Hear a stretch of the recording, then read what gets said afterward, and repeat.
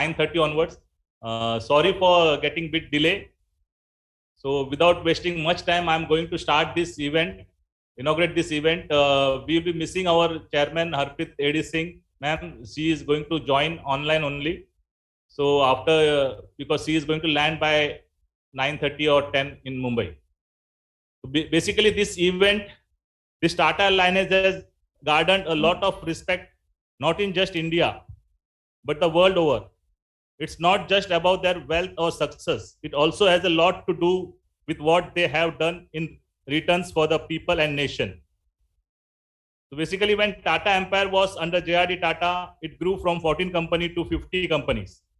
And the sales increased from 250 crore to 15,000 crore.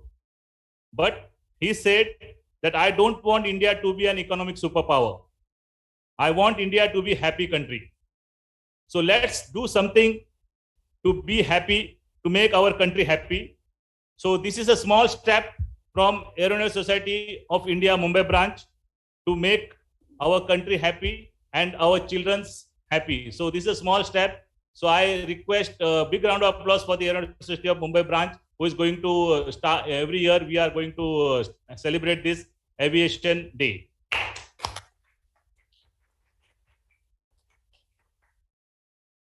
Hope you all are happy. Okay. Yes, sir. Yeah, thank you. You can mute yourself. Now I request our guest of honor to give some guidance, Mr. Subrata Chaudhary sir, who is the director of Nehru Science Center. Before that, I would request Bahadur sir to come over here and give a small memento from on behalf of Aeronautical Society of India. Please, sir, Bahadur sir.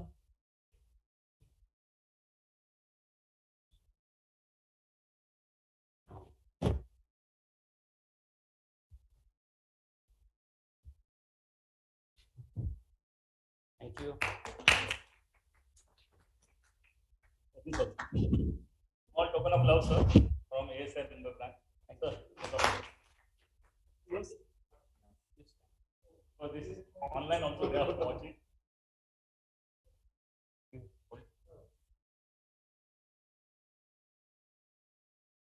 Thank you, sir. Thank you, sir. So I request now Mr. Subrata Chaudhary sir to say few words and share his experience about today's day. Over to you, sir.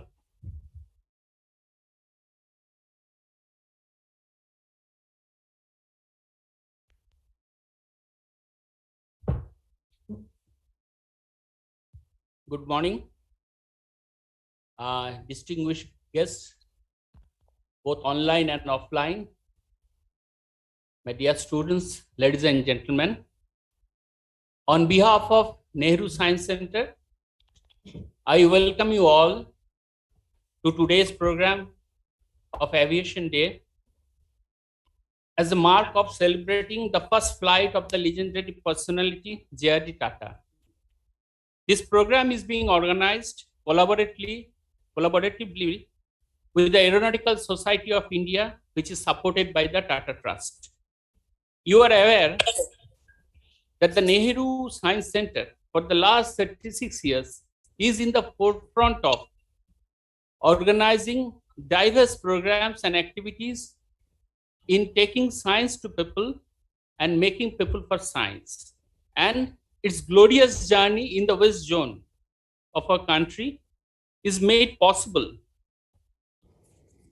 among other things, through sustained collaborations with institutions of repute, of which its connection with Aeronautical Society of India is one of the important ones. In fact, both these organizations, Nehru Science Center and the Aeronautical Society of India, are into this meaningful journey for more than 25 years. You'll be glad to know that India is one of the largest aviation markets in the world, and also a leading country in this field.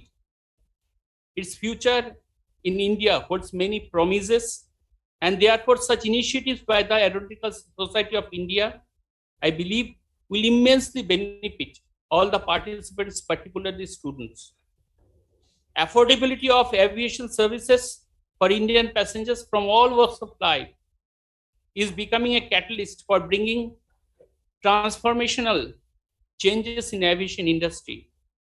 On the other hand, India's space programs, that too at lowest cost, is now on a par with the best of the spacefaring nations. In fact, India is now placed in the top 5 spacefaring nations with impressive achievements to its credits.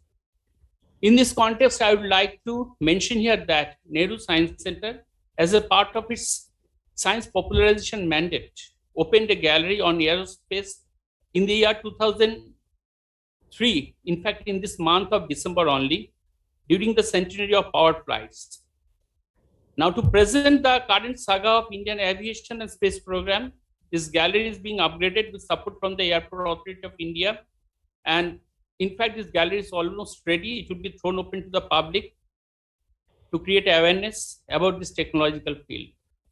So at this backdrop, this laudatory effort of the Aeronautical Society of India on the collaborative platform with the Nehru Science Center is very significant today for promoting the advancement and dissemination of the knowledge of aeronautical and aerospace sciences and technologies to the citizenry. On behalf of National Council of Science Museums, the apex body of Nehru Science Center, which is under the Ministry of Culture, Government of India, I take the opportunity of thanking the Aeronautical Society of India, the Tata Trust, and all other stakeholders, including the team of Nehru Science Center under the able leadership of Mr.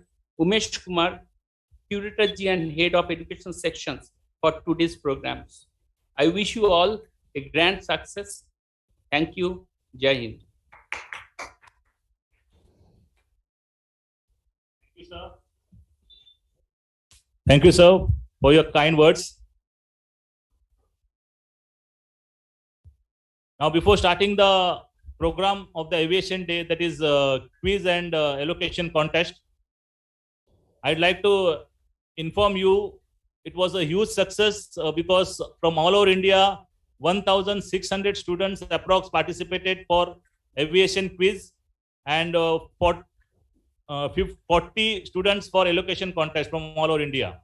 And all the 40 contestants were very excellent for allocation, but it was very difficult for our judges who were there for the elimination round to judge it. And the quiz contest we conducted from 10th onward, there was first round, and from that contestant about 250 eligible candidates, we selected around 90. And after that second round, we have selected around 12, which was conducted, second round was conducted on Zoom platform very well, the first time from the Nehru Science Center. And I hope the winners, those who are here, they might have experienced. It was an excellent round. And today also we are going to have the quiz round and allocation round. So before starting the event, I just play the picture.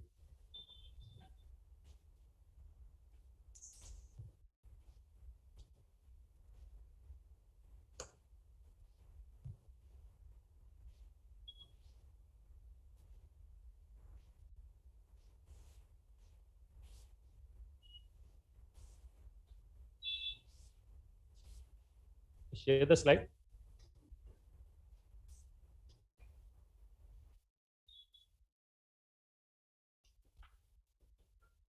Okay, so we are going to celebrate Aviation Day on 18th December 2021, which is supported by Tata Trust, and we are celebrating this as a JRT's first flight. So before starting, next slide. The very untoward incident happened over here. So I request everyone to give a standing ovation to pay tribute to our brave soldiers.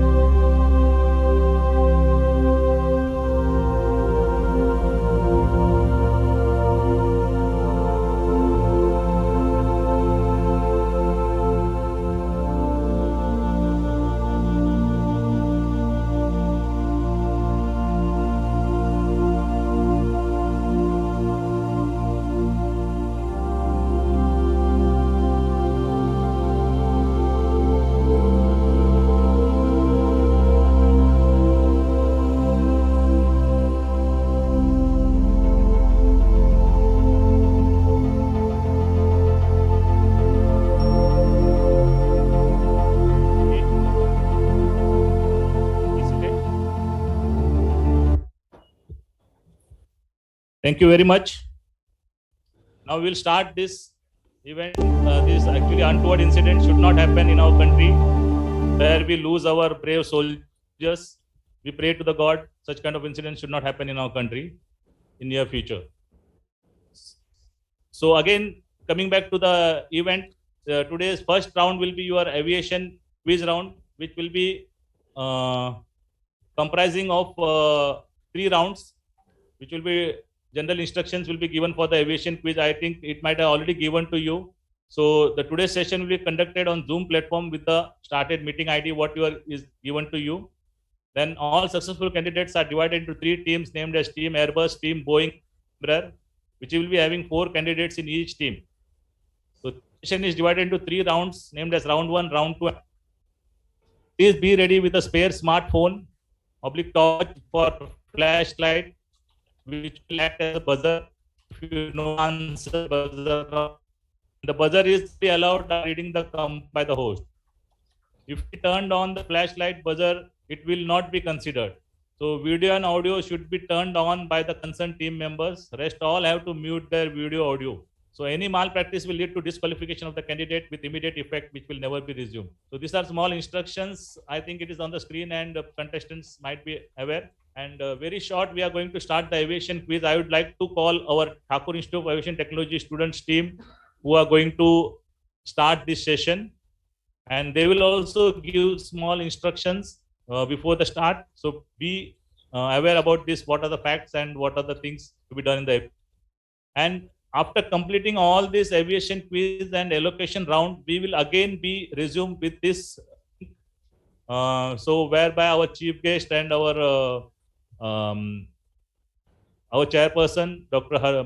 Ms. Harpreet Singh AD ma'am will be there on the Zoom itself. So we'll be again coming back on the same Zoom platform after completing the event round, whatever the aviation quiz or allocation. So it will be guided to you from that because the links are different for the quiz as well as allocation. So Rajesh, are you ready? So aviation quiz contest team, are you ready?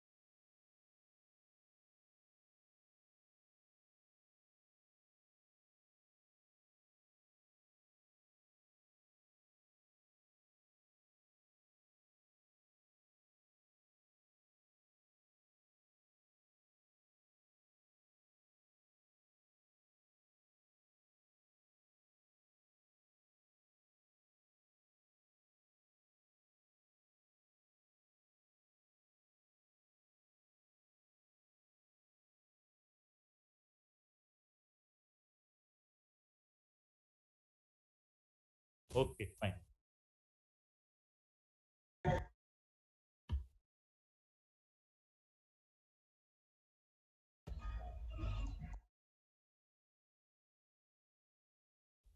Excuse me. Yes, anything? Yeah, I had a doubt. In the first round, how are we supposed to answer the questions? So Like, all your doubts will be cleared by this organizers. okay, They are setting it. We'll okay, clear all your doubt, then only we'll start the event. okay, okay. Thank you.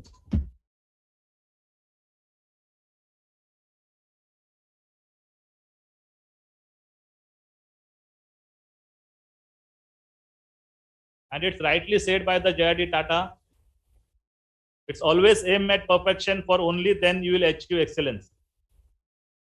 So I think you all our contestants are ready for this to achieve the excellence.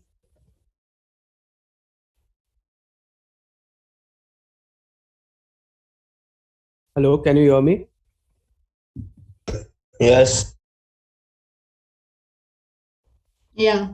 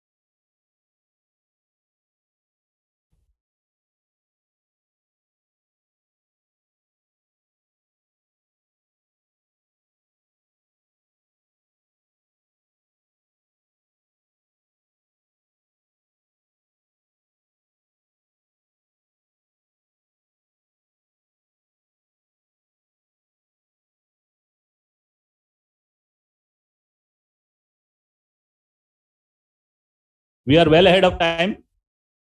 As this time is for the chief guest, and our chief guest today is Captain ROE Pandit. She is in flight right now. Once she lands, she will be with us online only to guide you. So we are going to start first the aviation quiz, and so whenever she will be there, she will share her experience.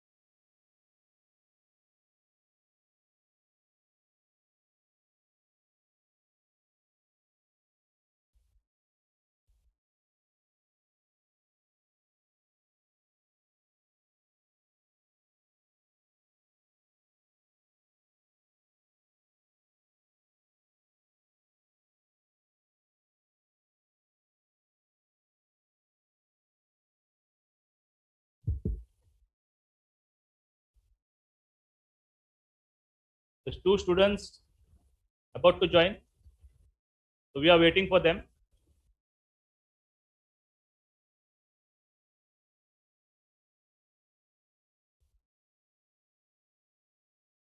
We are conducting this online event because of the situation you all are aware, that is COVID.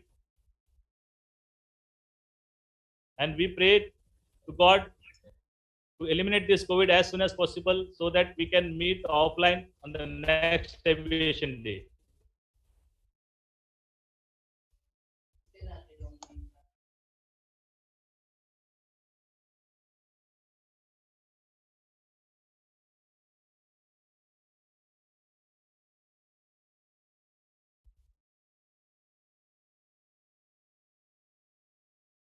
In the meanwhile, I would like to introduce the IWPA representative, Mr. Mohini Sharaf, ma'am.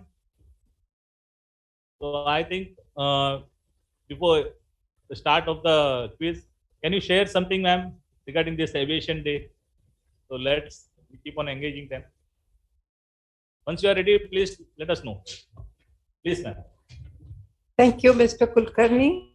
I'm grateful to Aeronautical Society of India, IWPA, and the Bombay Flying Club, of which we are the product, for giving IWPA a chance support amazing annual program, Aviation Day, and Mr. Late Tata's first flight.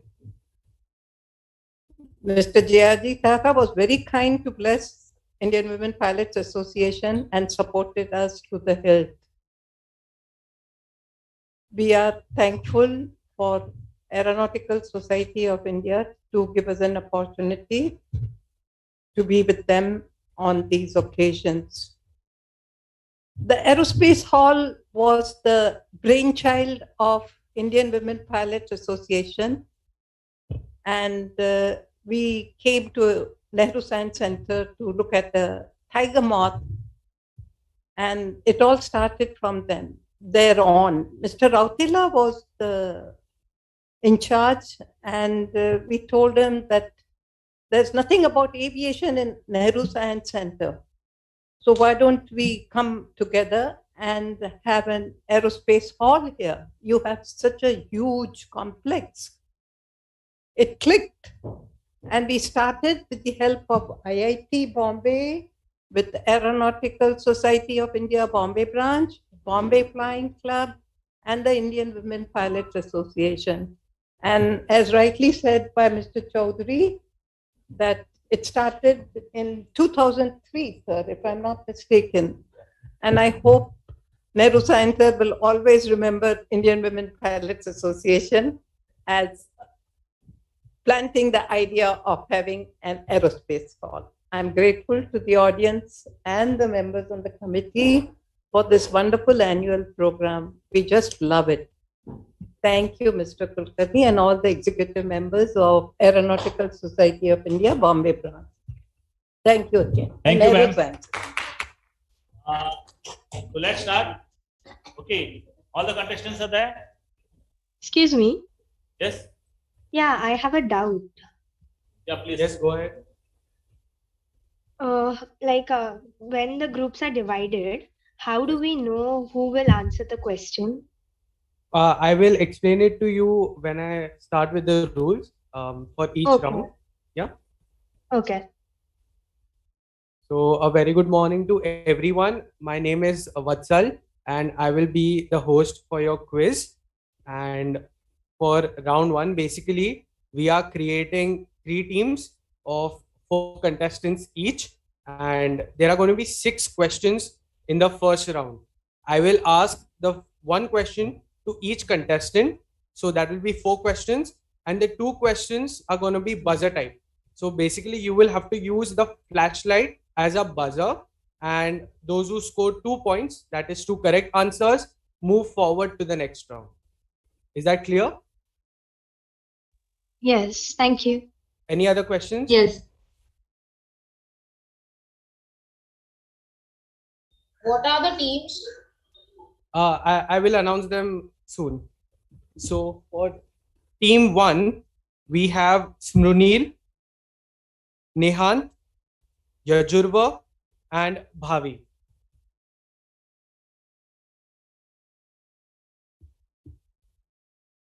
So I want these 4 people to switch on the videos and audios. Smrunil, Nehant, Yajurva, and Bhavi. Rest everyone, please turn off your video and audio.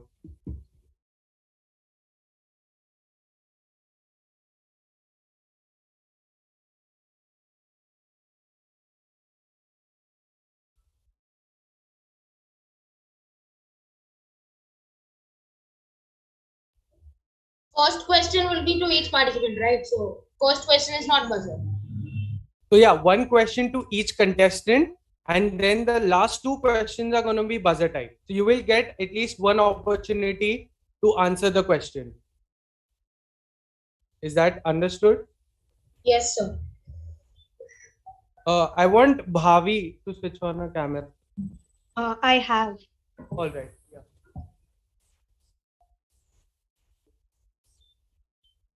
Beyond and above.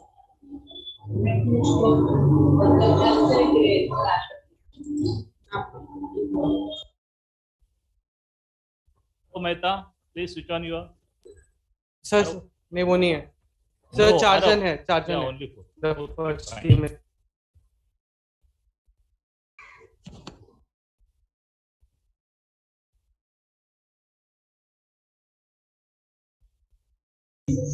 What is the buzzer?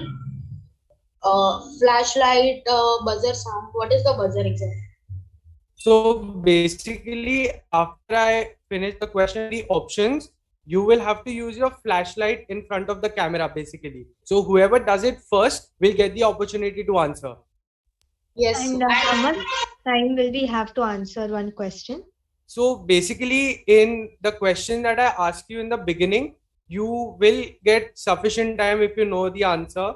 But for buzzer, whoever does it first, obviously will get the chance to do it. And Is is that there okay? any negative marking for a wrong answer? No, there's no negative marking. Okay. And does the question pass on? No, the questions will not be passed on because they are different set of questions. Okay. All right.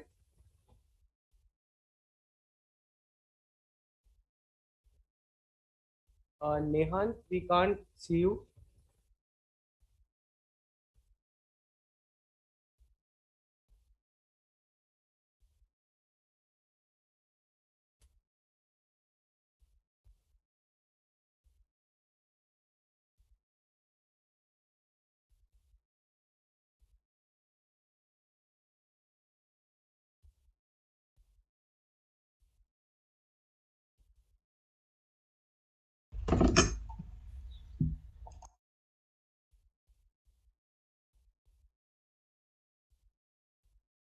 Nehant, yeah.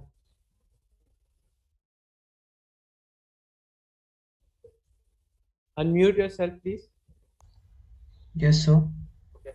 Can everyone show me their flashlights once?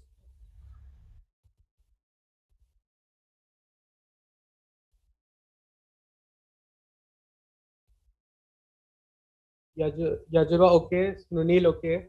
Bhavi, okay. Okay. Yeah.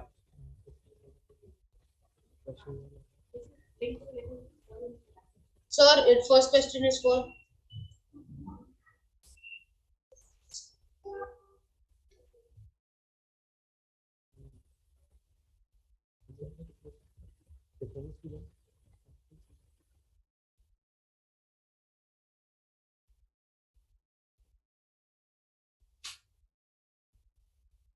Nehan, could you put your screen a bit down? We can't see you completely. And your flashlight. Yeah, that is okay. Ah.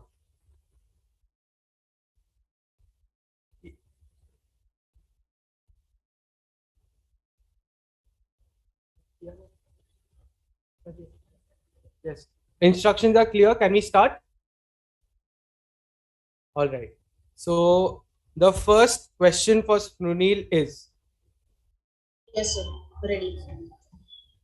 Sir, वो जैसे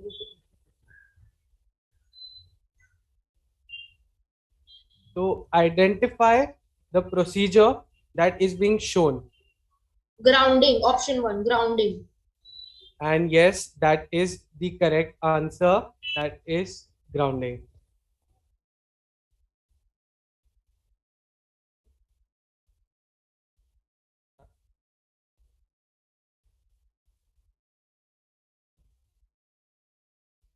Now, question 2 for Nehan is.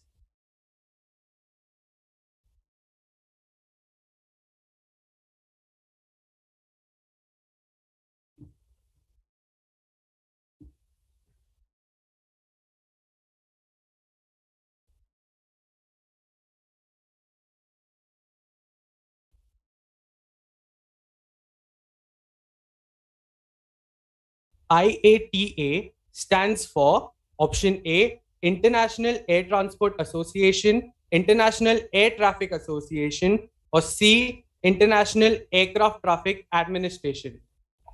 Sir, option A.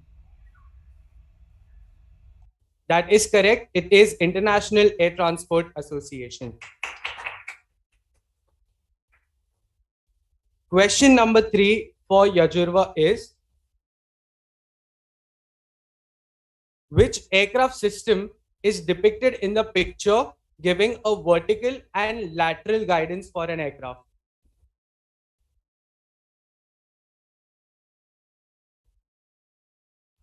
Sir, answer number 1. Answer number? VHF. I'm sorry, that is the wrong answer. It is instrument landing system. Question number 4 for Bhavi is, identify this aircraft: Airbus A220, A320, or the Boeing 737.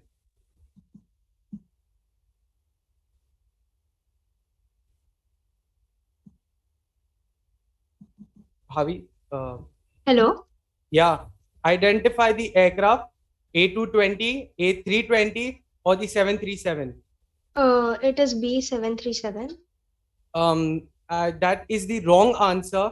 It is Airbus A220. So now we are done with the 4 questions. Now the next 2 questions will be buzzer type.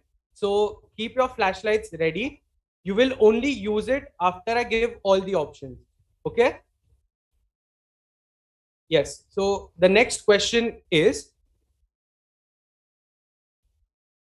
India's highest airport is located in A, Ladakh, B, Dehradun, C, Silchar, or D, Nainital.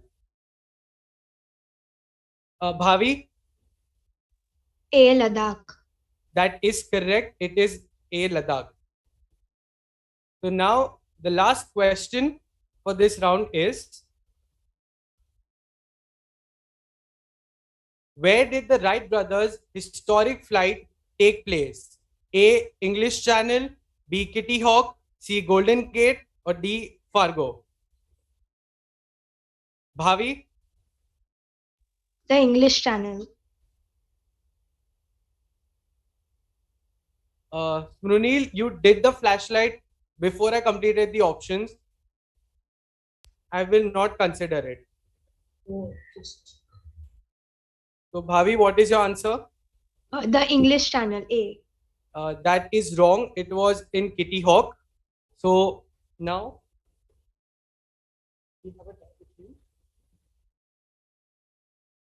we have a tie between Mrunil, Nehan, and Bhavi. So, we are going to ask tiebreaker questions. So, whoever answers each correct basically moves on to the next round. So this will be again the Buzzer individual type. or buzzer. Buzzer type. Okay. All right. So the first question for you three is, what is Zulu time? A, the time aircraft can fly without both the engines running. B, the Greenwich Mean Time. Or C, time required for completing the refueling. Mrunil, Greenwich Mean Time. that is correct.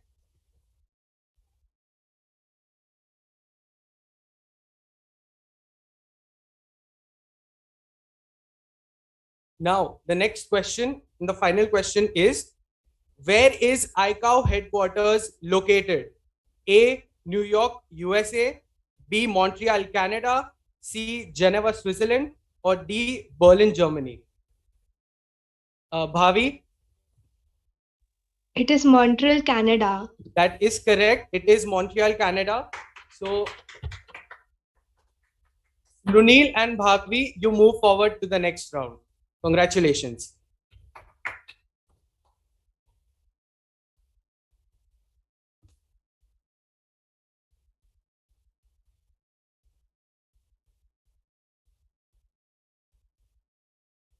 So now I will announce the team two.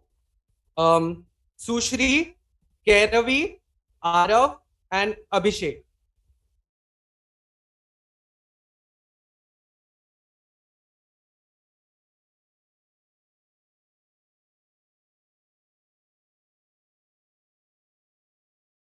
Sushri, Kairavi, Arav, and Abhishek.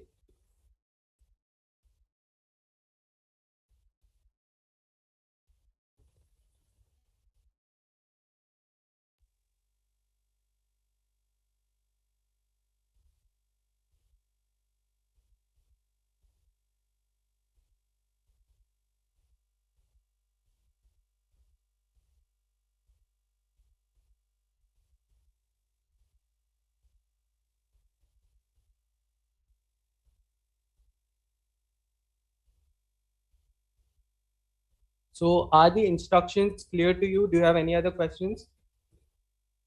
No, sir. No? So please show me your flashlights.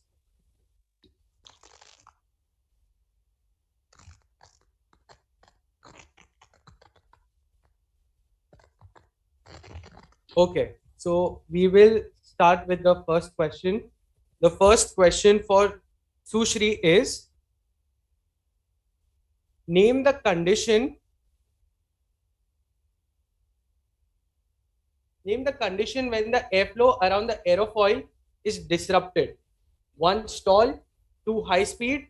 Or 3, a general disrupted flow.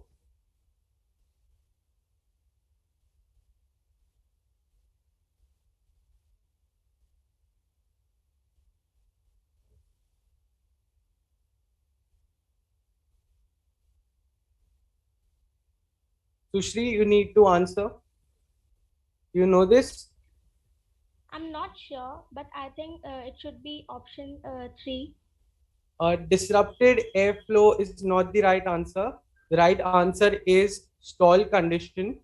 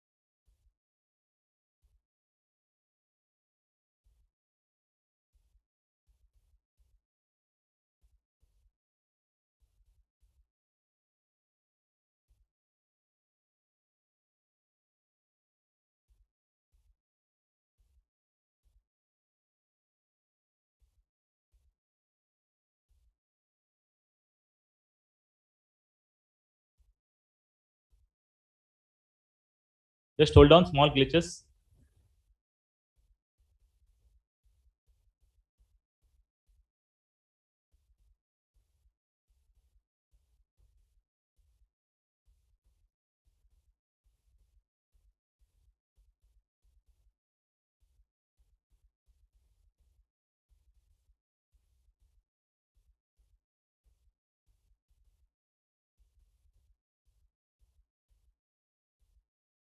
By the mean, just their videos, cameras. Okay, it's okay now. Over to WhatsApp. Tushri, what was your answer? Disrupted Option C. airflow, right? That is Yes. the wrong answer. The correct answer is stall condition.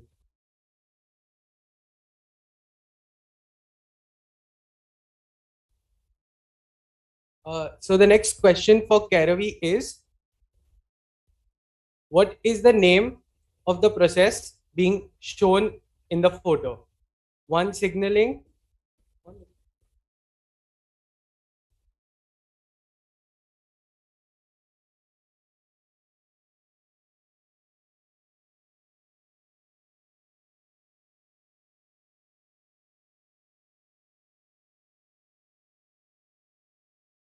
What is the name of the process shown in the given image? One, signaling. Two, directing. Or three, marshalling. Is it the second one, directing? That is the wrong answer. The correct answer is marshalling. Question number 3 for Arav is,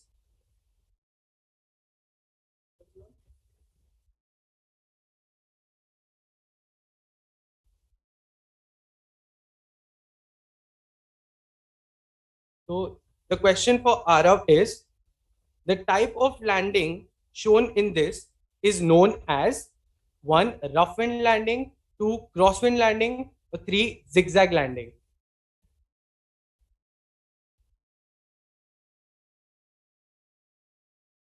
Arav? It is 2, crosswind landing. That is the correct answer. It is crosswind landing. Now, question number 4 for Abhishek is, the pathways between two seat rows are called? Sir, option 2, aisle. That is correct. It is aisle.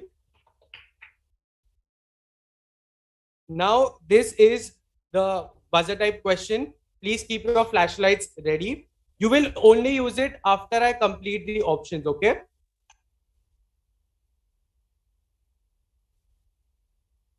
Arav, please adjust your camera. Could you place it a bit lower? Yeah, that is perfect. The question is, identify this aircraft. 1, Beluga, 2, Dreamlifter, or 3, Dreamliner. Arav? It's the Beluga. That is correct. It is the Airbus Beluga used to transport aircraft parts.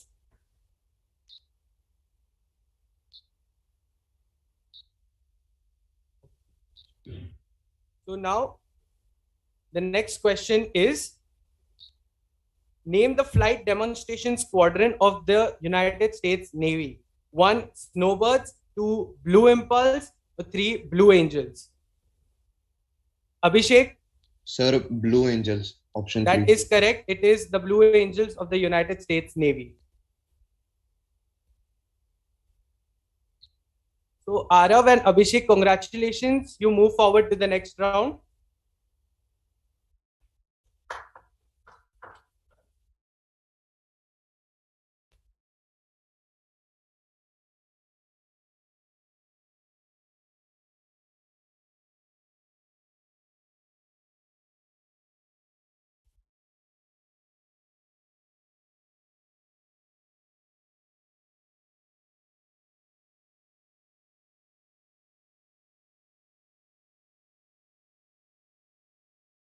Okay, so the third team is Bhumi, Rajhans, Ria, and Vihan.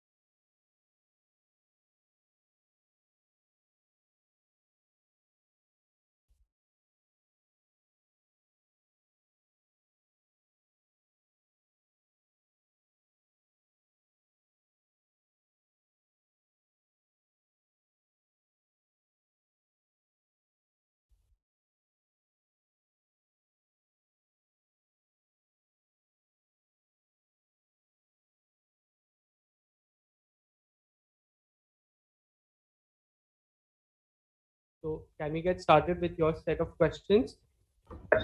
Yes. Yes. Bhumi, please adjust your camera. Could you place it a bit lower? A bit lower. Yes.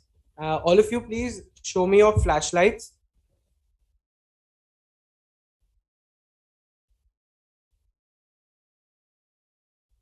All right. So the first question for Bhumi is the range of RVSM, that is reduced vertical separation minima in the airspace, is between A, flight level 290 to flight level 410, flight level 285 to flight level 420, or flight level 280 to flight level 420. The reduced vertical separation in airspace is between. I think it's C. Sorry, that is the wrong answer. It is option A, between flight level 290 to flight level 410. The next question for Ria is, identify the aircraft shown in the picture. Is it 1 Shenyang J-16? Is it 2 Sukhoi Su-27? Or is it 3 F-22 Raptor? I guess it is option 3. F-22 Raptor? Yeah. That is the wrong answer. The correct answer is the Sukhoi Su-27. It is a Russian fighter aircraft. Now, question for Vihan is, identify the process. Sir, the image is blank. Yeah, 1 minute.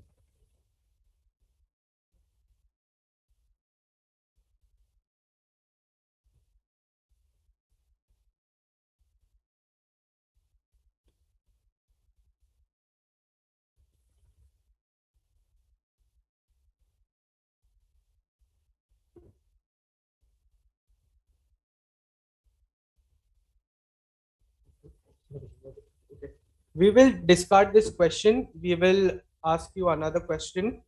Okay, sir.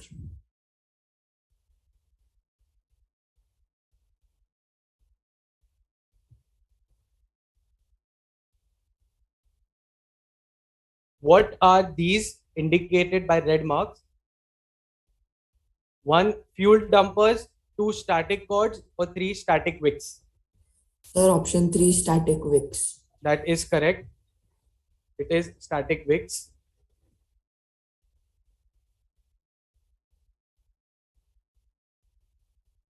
Now, question for Namita is what?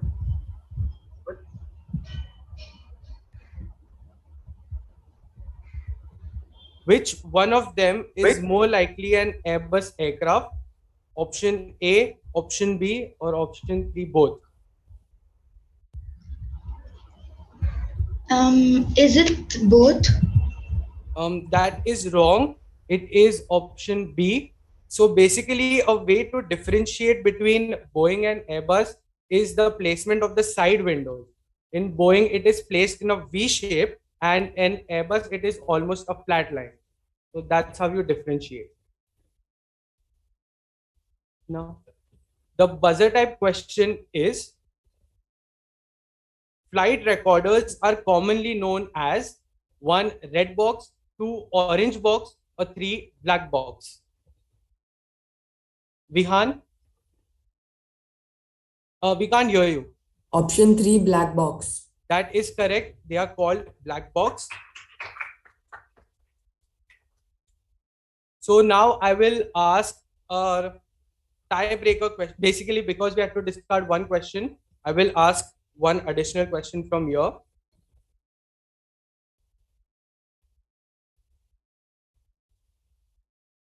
So the question for you is, what does PFD stand for in the cockpit? A, primary flight data, B, primary fuel data, or 3, primary flight display? Namita, Primary flight display. that is the correct answer. It is primary flight display. So Namita and Vihan, you move forward to the next round. Congratulations. Thank you, sir.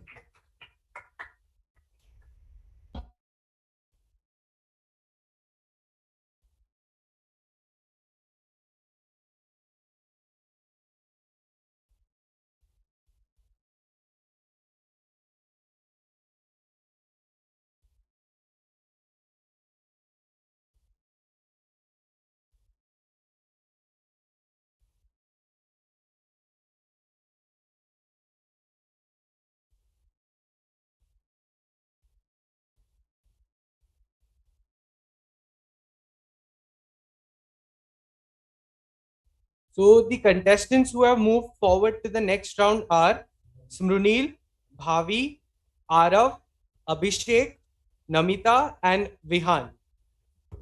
Yes, sir. Okay, I will get started with the round 2 soon.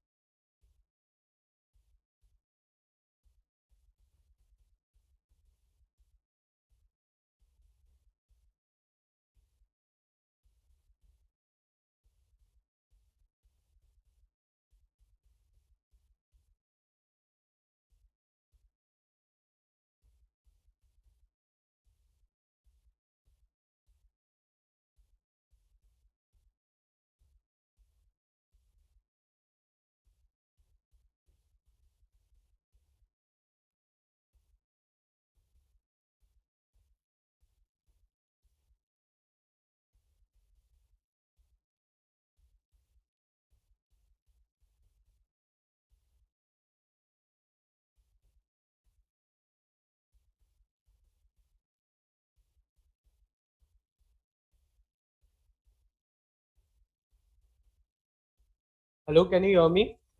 Yes, sir. All right. Yes, sir. So for round 2,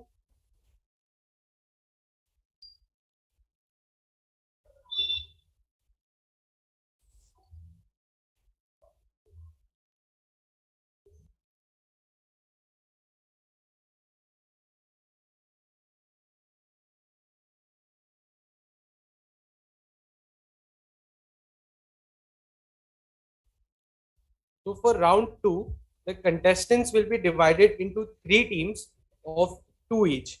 Basically, it will be a 1 versus 1 round. There are 5 questions in this round, and all will be buzzer time. So the buzzer again will be the use of flashlight, and the top contestant from each team moves forward to the final round. Okay. How many questions each team? So there are 5 questions, and all will be buzzer time. So whoever answers more correctly moves forward to the next round. There are 5 or 7 because in the instructions which we received, it was written 7. No, there are 5 questions for this round. Okay. All right. So team 1 is Runil and Bhavi.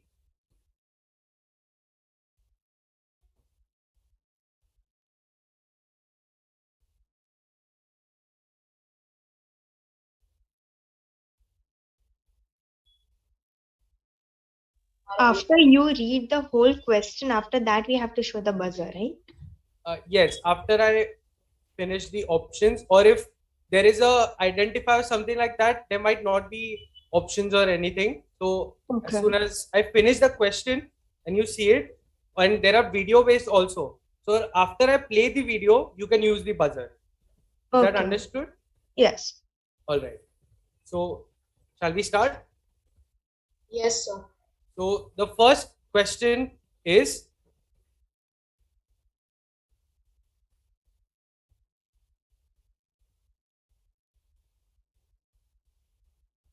Is there any negative marking? no, there is no negative marking. Identify the aircraft. You can use your flashlights. There are no options for this.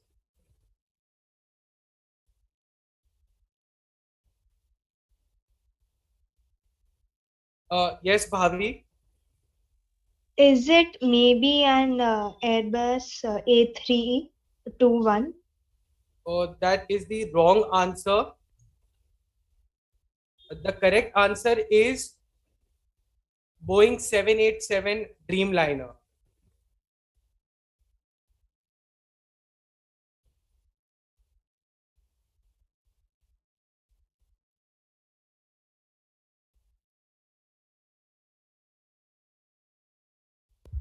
Excuse me.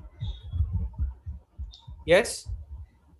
Actually, only team one is gonna answer, or everyone can answer. No, it is only you and Bhavi that will answer. I said it is a 1 versus 1 round. Okay, all right. All right. So the second question is,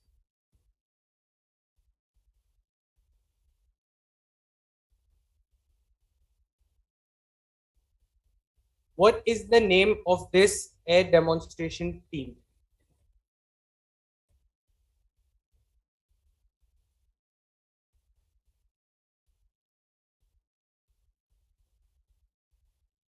Yes, Mrunil? The Air Show Company.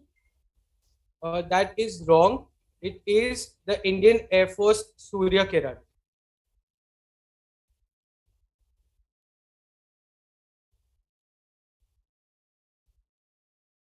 The third question for you is,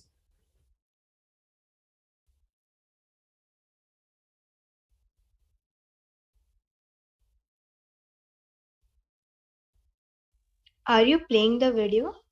Yes, give me a minute.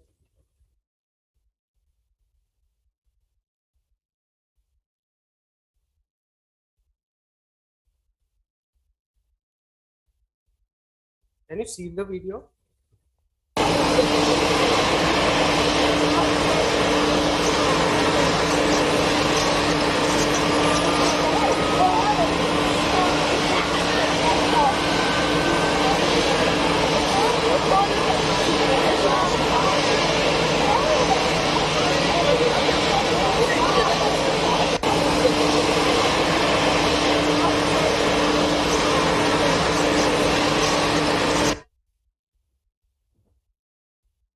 Identify the activity being performed in the video.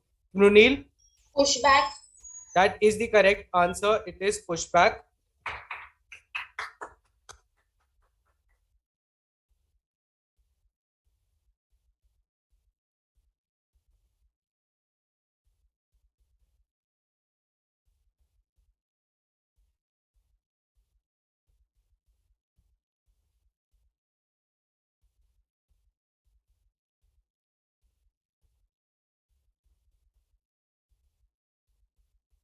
Next question is, identify this rocket of ISRO, which is also called as the workhorse of ISRO.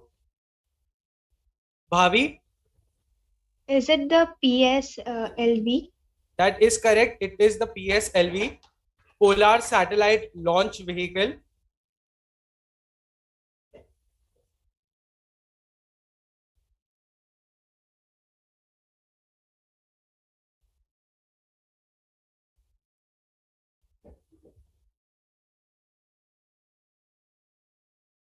Question number 5. Identify the airline from this logo. Yes, Mrunil? SpiceJet. That is correct. It is SpiceJet. So, Mrunil, you move forward to the final round. Thank you, Bhavi, for participating. You were a good contestant. Now, team 2, we have Arav and Abhishek.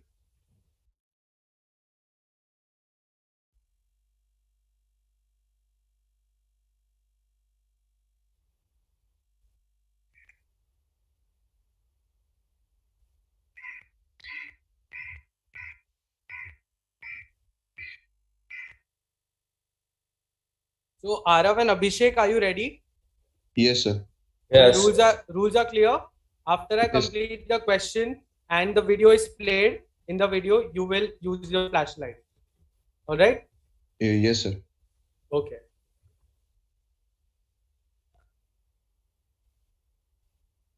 Arav, please adjust your camera. Yeah, that is good. So the first question is iconic and one-of-a-kind aircraft. Abhishek? Sir, Boeing 747. Okay, do you know which specific answer it is? Boeing 747-8.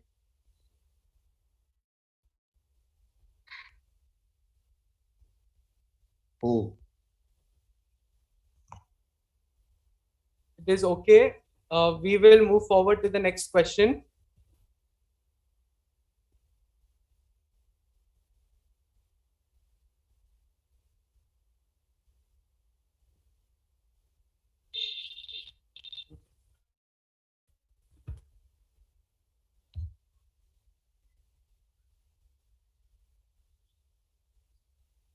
Name this component. Abhishek? Sir, it is the side stick of Airbus. That is correct. It is side stick. It is used in Airbus aircrafts.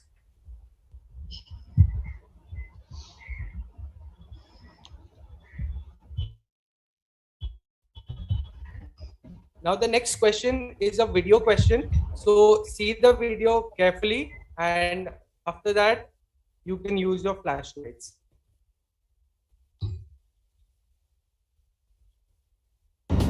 It must be one of the most amazing flying stories of all time. One that is still hard to believe.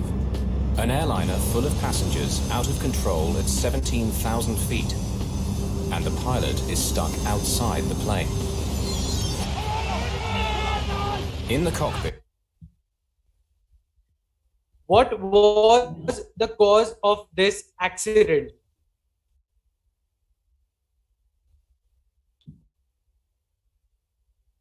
Yes, Abhishek?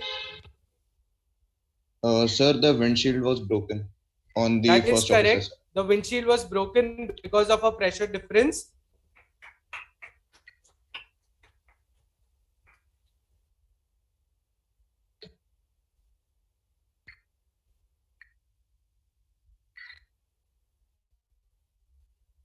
Now the next question is a picture-based question.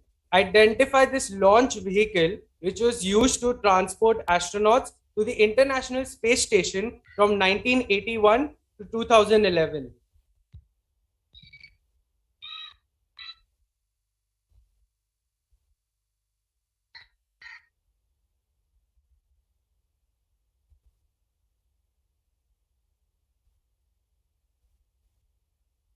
Identify the launch vehicle which is used to transport astronauts to the International Space Station from 1981 to 2011. Arav, Abhishek.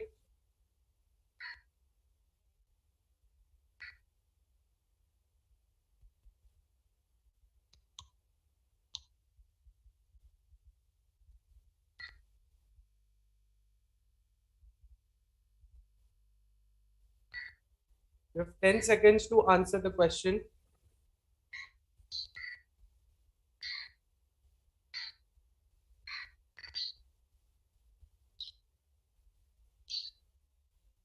Do you not know this? No, sir, I don't. All right. No. So, would you like to attempt or should I pass on this question? Sir, I think it is the Soyuz, if I'm not wrong. Sorry, that is the wrong answer. It is the space shuttle by NASA. Now, the question number 5 is identify the airline from this tail. Yes, Arav. Qatar. What? Qatar Airlines. Qatar Airways is the correct answer.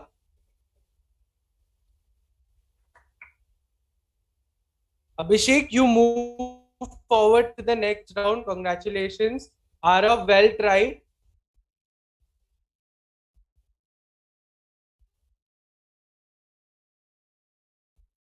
Now, team 3, we have Namita and Vihan.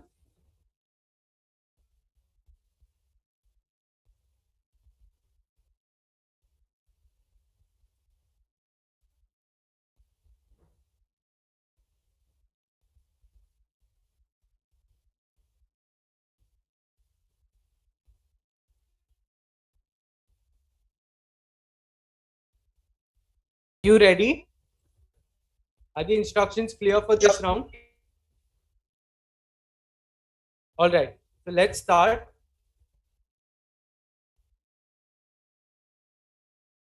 Question 1. What does the Marshall sign indicate the pilot to do?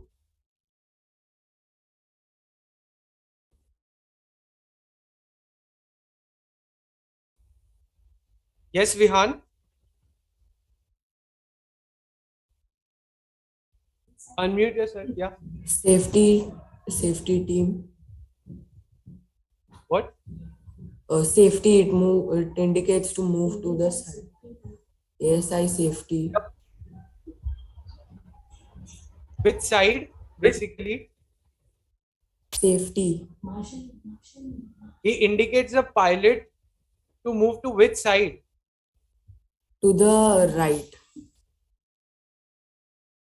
That is wrong. He indicates the pilot to move towards the left hand side. So the next question is, identify this indigenously built combat aircraft.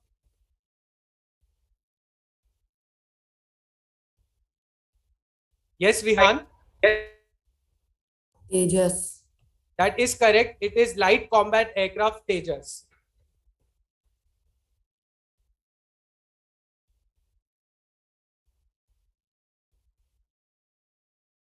What is the procedure shown in this video called?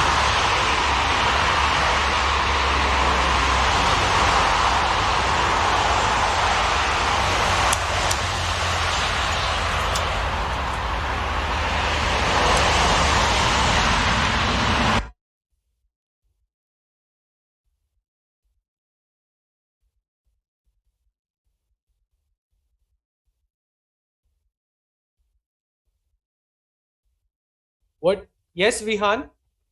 A water landing to go. IFT. No, that is the wrong answer. The correct answer is go around. Question number 4 for you is, I have helped in numerous rescue missions. I also transport military personnel and equipments. Who am I?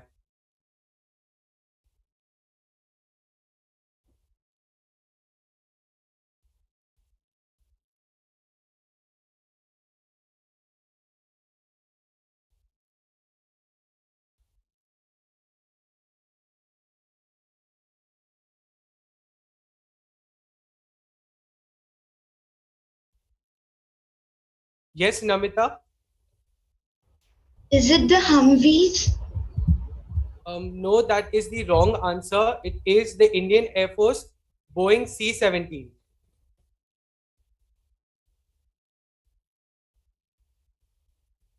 Now the last question is a video-based question. So please see the video and then use your flashlights.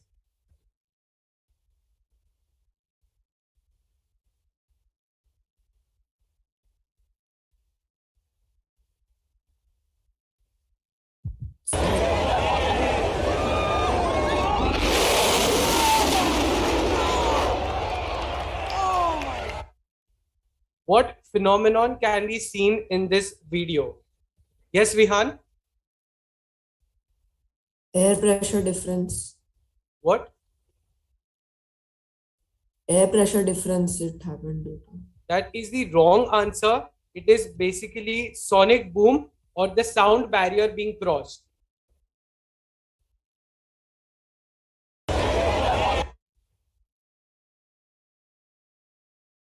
So Vihan, congratulations. You move forward to the next round. Well played, Namita. Now we'll take a 2 minutes break and then we'll start with the rapid fire with Runil, Abhishek and Vihan.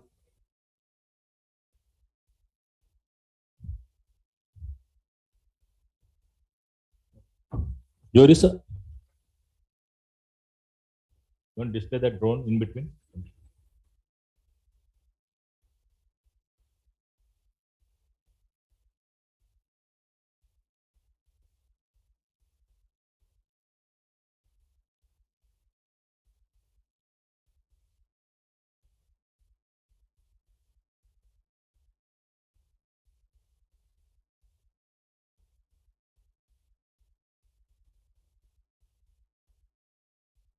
So in our auditorium today, we have the CMD of Aman Aviation, Rajendra Johri sir, and also they are into some drone productions. So we have drone in this lab, which will be displayed to you. And after the event, we'll try to demonstrate the flying of it. So may I request to show the drone which we have over here.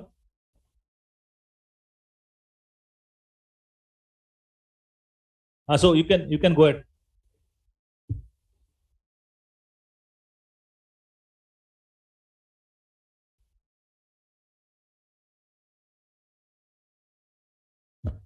Over to Joris sir. Guys, we have various type of drones which are locally made as well. However, in order to be safe here, we have brought one which is a standard with dual GPS, so that we have a better control over it in a confined area. So Mr. Saurabh would be going ahead. Please go ahead.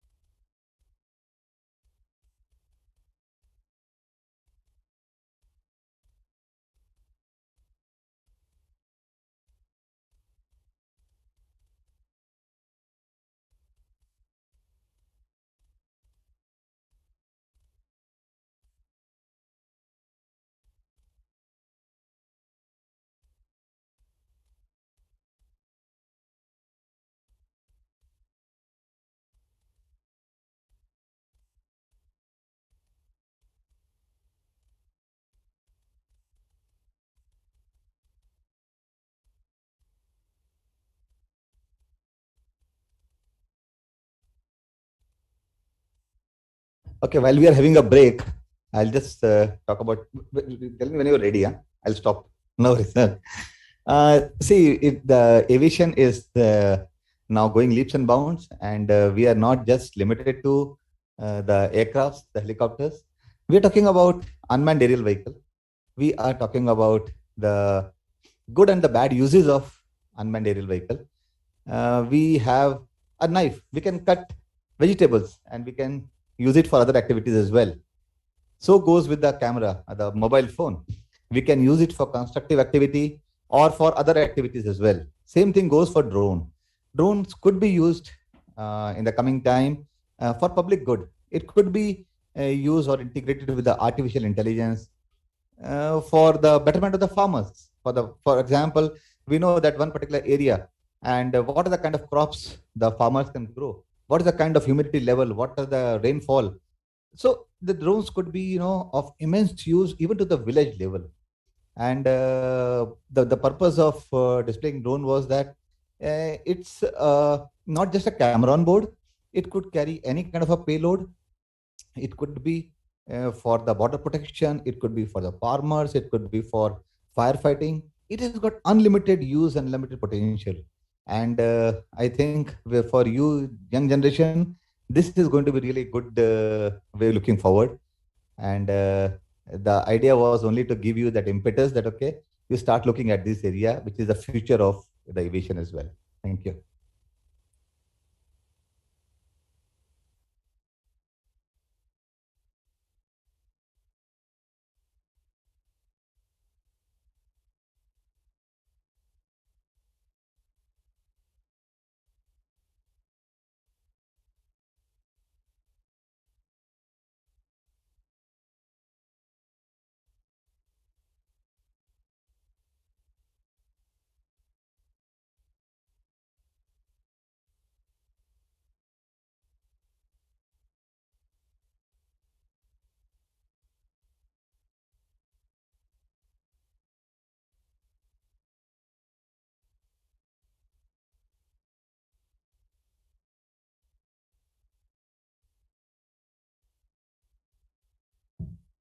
Excuse me, sir. Yes, go ahead. Yes, I just wanted to ask if there is negative marking in this round. No, there won't be negative marking. I will explain you the rules. So I need Runil, Ihan, and Abhishek. Sir, your audio is very low actually. Hello. Yes, now it is perfect. Yeah, I need Smrunil, Vihan, and Abhishek to switch on their cameras.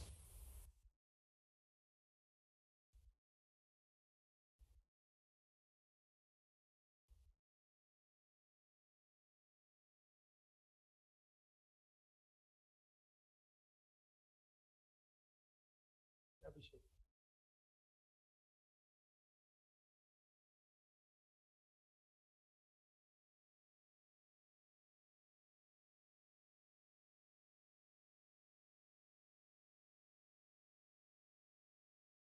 Abhishek, please switch on your camera.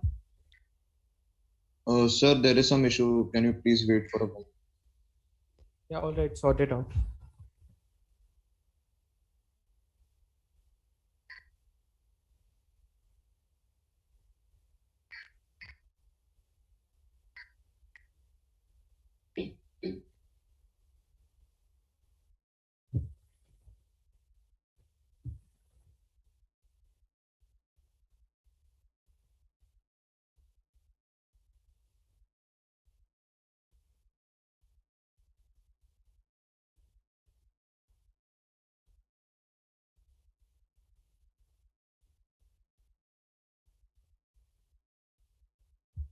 Smrunil, please switch on your camera.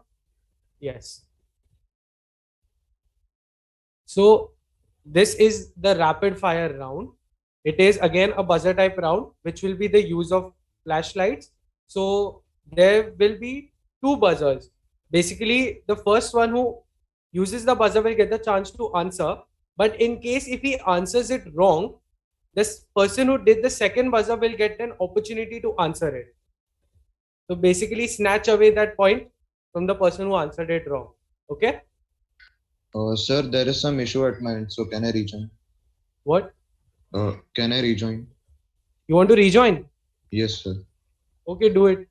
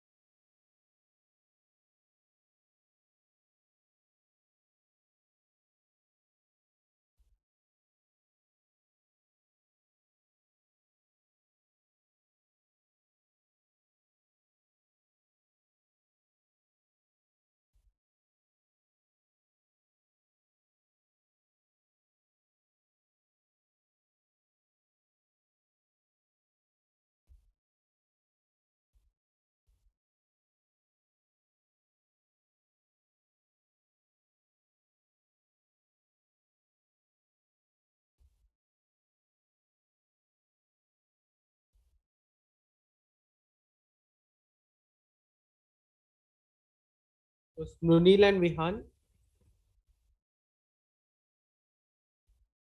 Yes, sir. Are the instructions clear? Yes, sir. Yes, sir. Sir, can you just confirm if there is negative marking? There is no negative marking, but if you answer it wrong, the other person will get a chance to answer it. All right? Okay, sir. So the first question for you is, in the aircraft Boeing 777-200F, what does F stand for?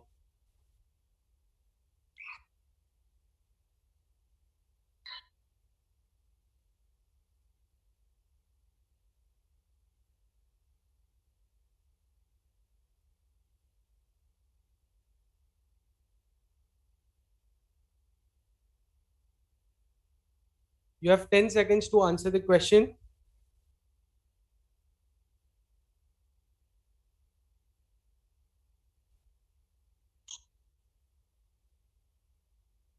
Okay, so the answer is F stands for freighter.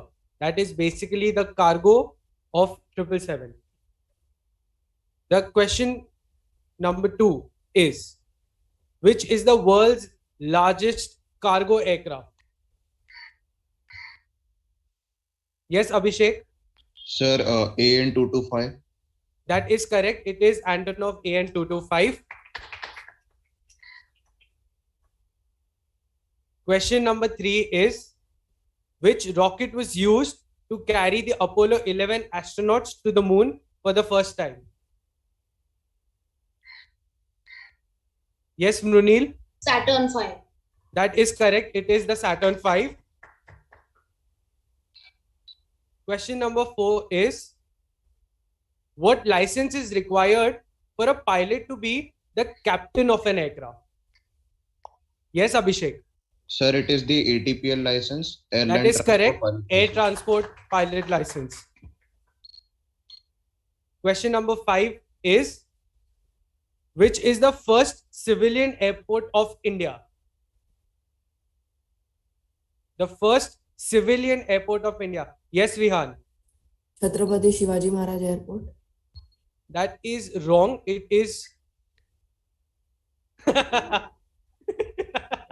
Yes, Mrunil? Juhu Aerodrome. That is correct. It is Juhu Aerodrome.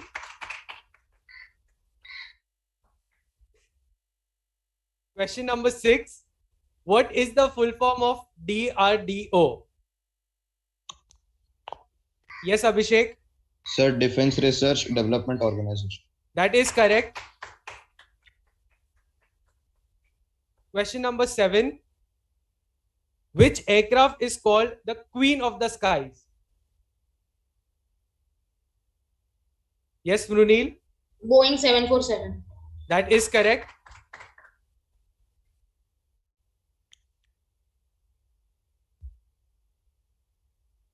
Question number 8 is, what is the name of the 2020 Mars rover sent by NASA?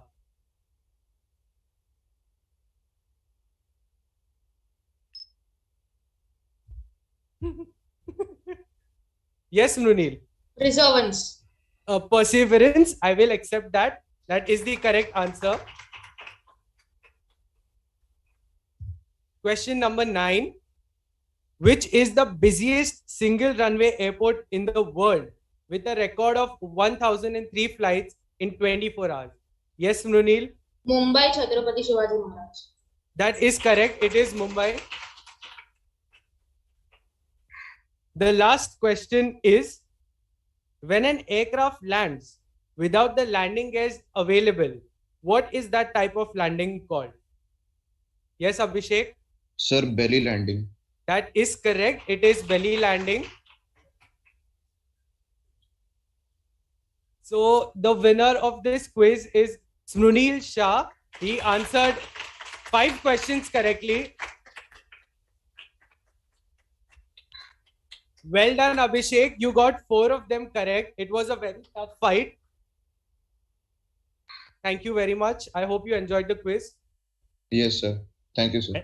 Thank you, Vatsal. It was excellent organization. A big round of applause for the team, CAT team. Because it's not a one-day job. I think they are working hard for first round, second round, third round for making the questions and all.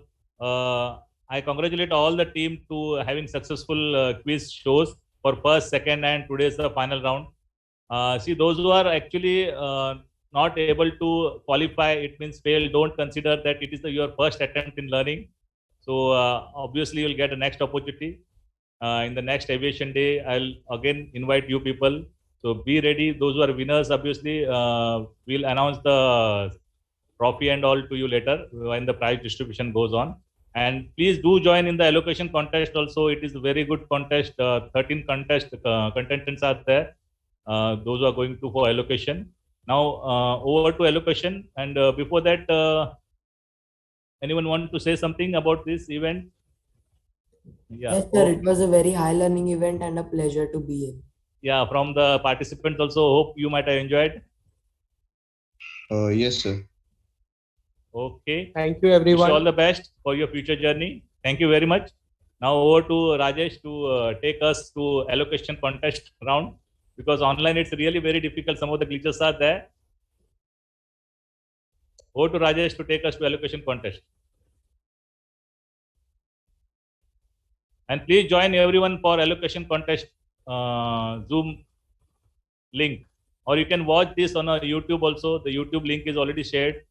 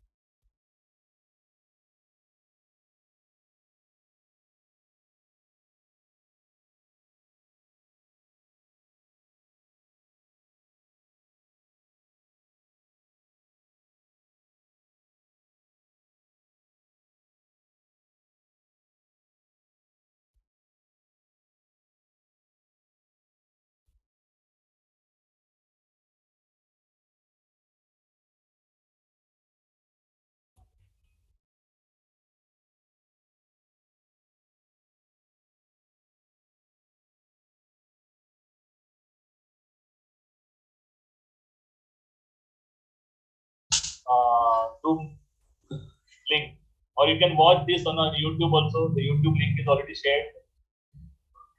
Who is there? Huh? Yeah.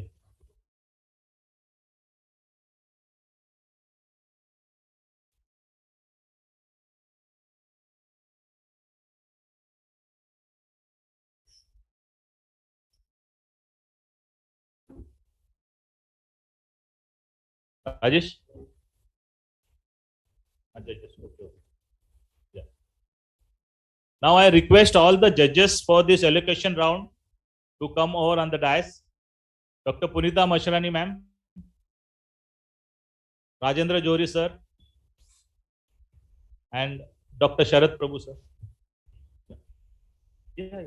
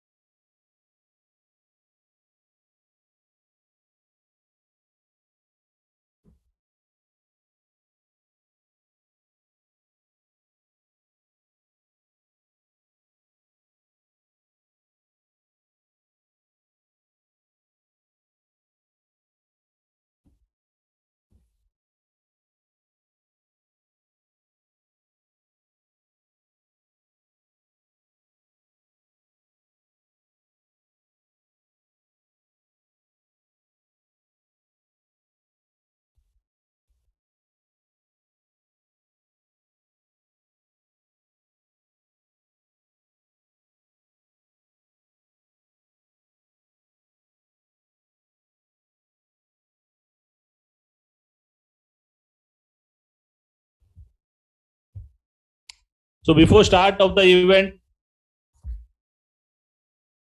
I'd like to introduce the judges. Mr. Rajendra Johri sir from CMD of Aman Aviation.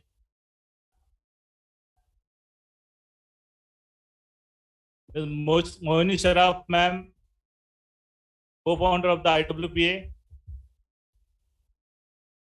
Dr. Punita Mashrani madam, who is the member of Aeronautical Society of India, as well as approved doctor for DGC and EASA. And also Dr. Sharat Prabhu sir with us, project research scientist from IIT, retired. So let us begin this event. Before that, I'd like to hand over some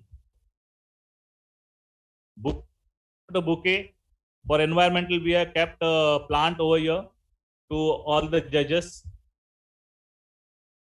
I request one of our students to come over on the dais.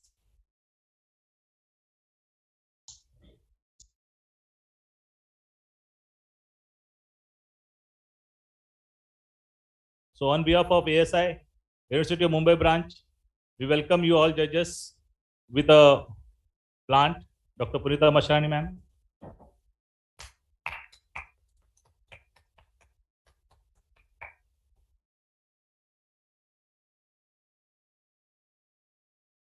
Also to Rajendra Johri sir for coming here and giving us the opportunity to see the drone sir. And to Ms. Mohini Sharaf ma'am. Always IWPA supporting us for the Aviation Day.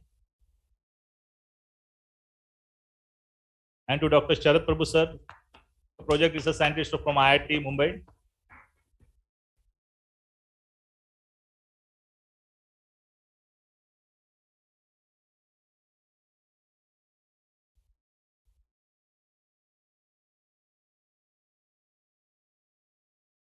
Okay, I guess everything is set. Now over to all judges. I feel it was really very difficult for the first round. We are eliminated from 40. You top have been selected, and rest were also okay. It was an excellent effort by you all. And over to judges to analyze the evaluation criteria. Seats are with them, I hope. Okay, for this, can you display the instructions for them? What are the instructions? Means they have to put one time video on.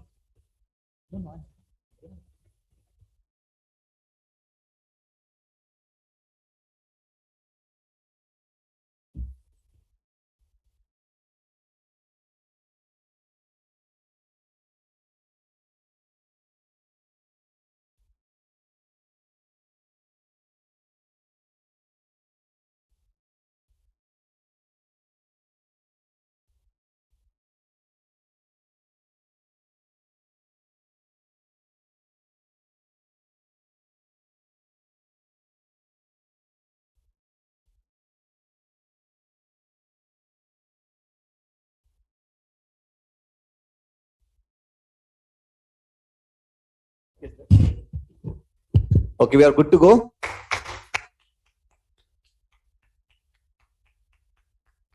Okay, we'll start with Janice Riaz Mistry. Please raise your hand. Who is Janice Riaz Mistry? Janice, you can unmute and start. Okay, sir. A very good morning to one and all present here. I, Janice Mistry from Udayachal High School, would like to express my thoughts on the topic use of artificial intelligence in aeronautical and aviation industry. Janice, Yes. sorry for the disturbance. Yes. Wait.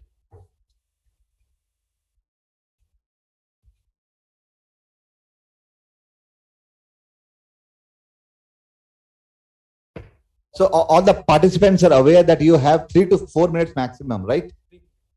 Yes, sir. Okay. Give a go ahead when you're ready.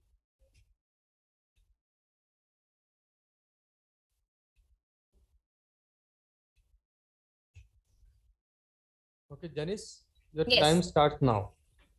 A very good morning to one and all present here.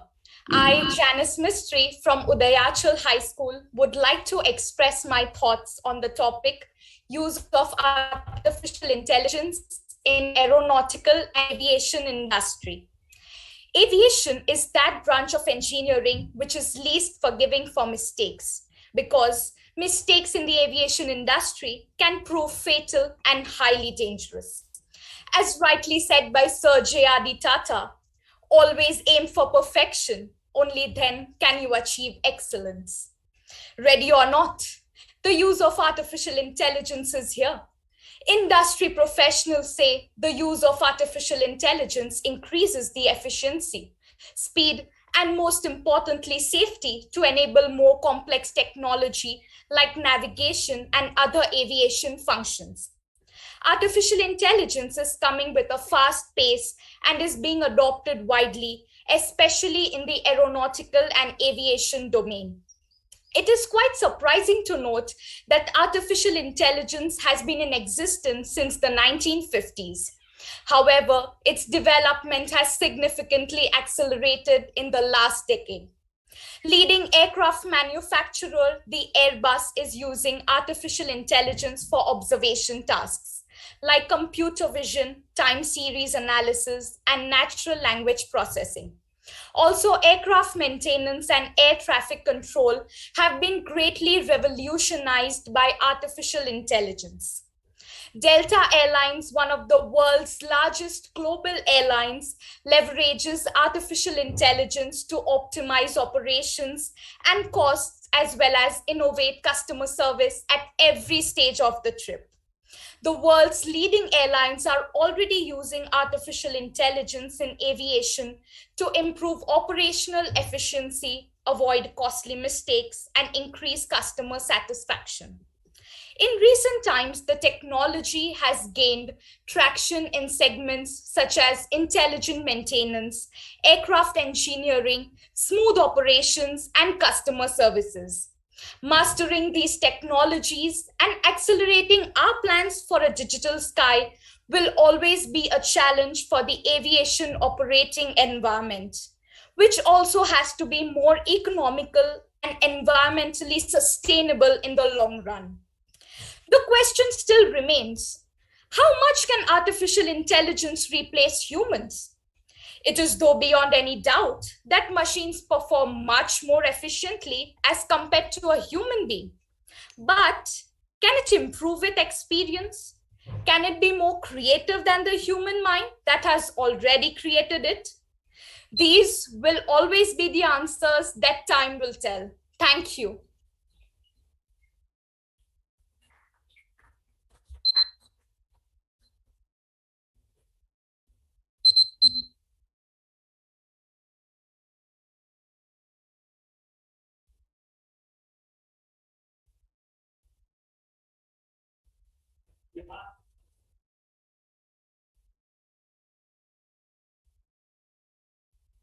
Yes, sir.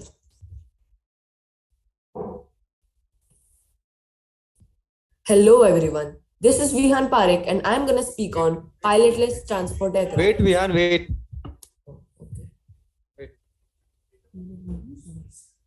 Sorry, sir. Yeah, now you can start. Yes, sir. Hello, everyone. This is Vihan Parekh, and I'm going to speak on pilotless transport aircraft. Just a dream or distinct possibility? In the old days of travel, we were asked smoking or non smoking. Today, we are asked if we would prefer an aisle or a window. But soon, the question may very well be pilot or no pilot. As crazy as it may seem, the era of pilotless flight deck would soon be upon us. But the decision has taken a different turn. How many human pilots are really necessary aboard commercial planes? One or none? Well, advancements in sensor technology, computing, and artificial intelligence are making humans less necessary than ever in the cockpit. Already, government agencies are experimenting with replacing the co pilot, perhaps even both pilots on cargo planes, with robots or remote operators. The industry is starting to come out and say we are willing to put our R&D money into that, said the manager at NASA's Ames Research Center. A number of aerospace companies and universities are already working to develop the robots. The agency plans for the robot co-pilot to be visually aware of the surroundings and to be able to control the aircraft by manipulating equipment that is built for human hands, such as the pilot's yokes and pedals, as well as the various knobs, toggles, and buttons. As futuristic as this sounds, we are far closer to automated flights than many realize. As the car and truck industry move the concept of driverless vehicles further, aircraft manufacturers will do the same. The transformation will come in stages and over time. Automated controls already do a lot of the work of flying a plane. On a 2.5-hour domestic flight, autopilots typically do 95% of the work. Of course, pilots can manually fly airlines if they wish, and some do activate autopilot later in the climb, but the norm is more use of automation, not less. These newer and more efficient modes have a much lower operating cost. There is a potential saving from autonomous aircraft. In 2007, NASA estimated that the labor cost relates to co-pilot's position alone in the world's passenger aircraft amounted to billions of dollars annually. Automating that job may save some money, but will passengers ever set foot on a plane controlled by robots or humans thousands of miles from the cockpit? It is vitally important that the pressure to capitalize on the technology does not lead to any incomplete safety analysis of the aircraft and operations. Technology can have costs of its own. If you put more technology in the cockpit, you have more technology that can fail. You need humans where you have humans. If you have a bunch of humans on an aircraft, you are going to need a captain on the plane. When the first autonomous plane rolls out of the factory with no cockpit windows, I really hope it can match the performance of these crews. Until that's a possibility, the idea of doing everything with nothing will remain just an idea and the cockpits will stay filled. Thank you.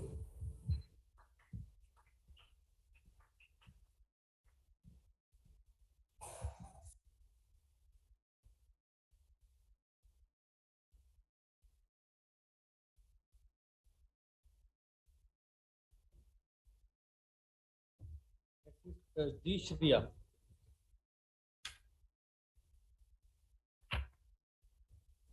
G Shriya, yes. Physical workload Wait, is G Shriya. replaced by robots. Wait. Please wait.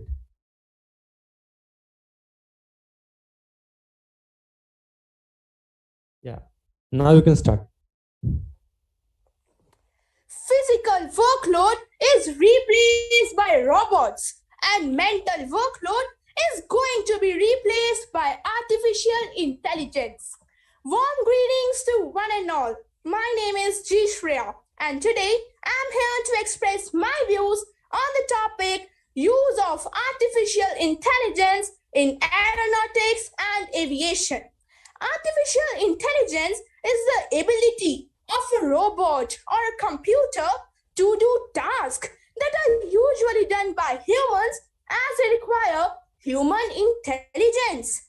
Artificial intelligence in aeronautics is a wide topic as it helps in transportation and traveling. It is used everywhere, not only on the ground, but also on the sky. Today, many airlines and companies are turning up to artificial intelligence to support their customer service. Many companies and airports have finally understood the benefits of artificial intelligence as many tasks like flight planning, flight force assessment, ticket assessment, and safety assessment, etc., could be done easily without any trouble. FMS is a specialized computer system with which many tasks can be done within a second. It also reduces the workload on the people, and there is no need to carry engineers, professionals, navigators, and professionals on board. With the help of artificial intelligence, airports and airlines can easily predict delays and inform very quickly to the people. Modern ATM system is a system with which airports and airlines can easily set optimal flight routes, with which it can save money, save time, save fuel, and also it can save energy. With the help of artificial intelligence, airports and airlines use built-in machine algorithm with which we can easily collect all the data regarding time, weight, altitude, flight routes, etc. Let me share that today there is no need for pilots also. And one of the best test examples is none other than drones. Really, artificial intelligence is a blessing in disguise for all of us. Artificial intelligence is extremely crucial. Thank you.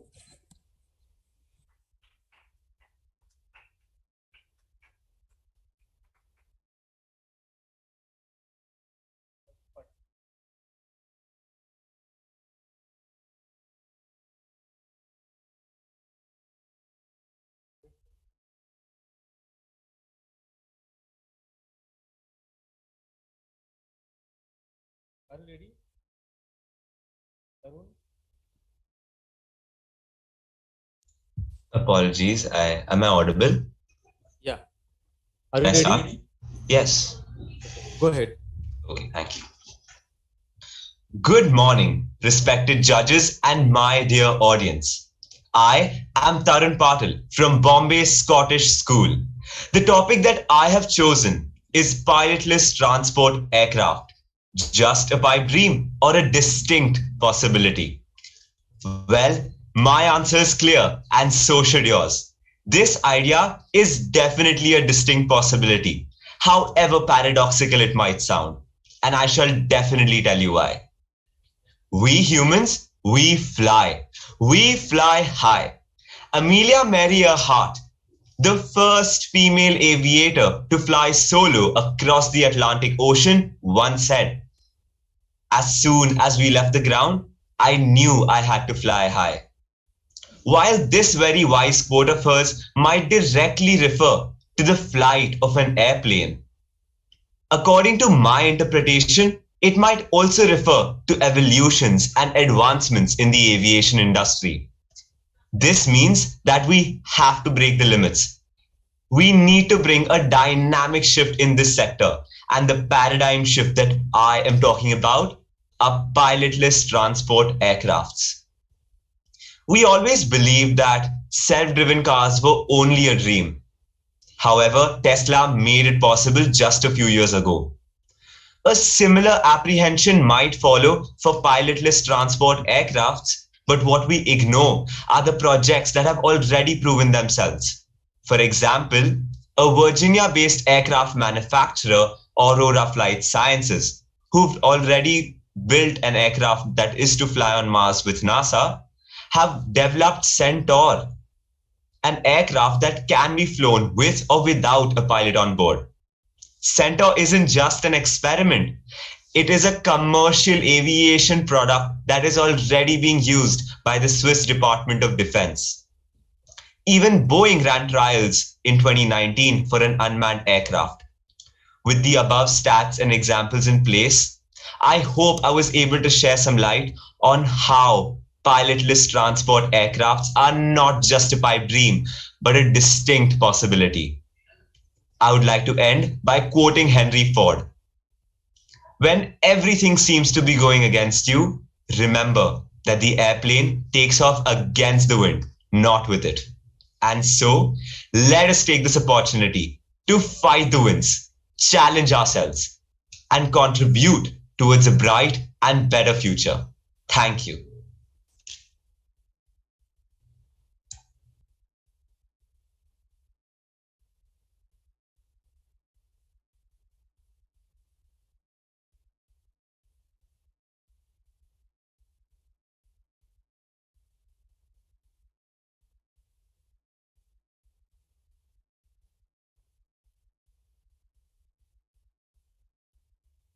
Yeah, go ahead.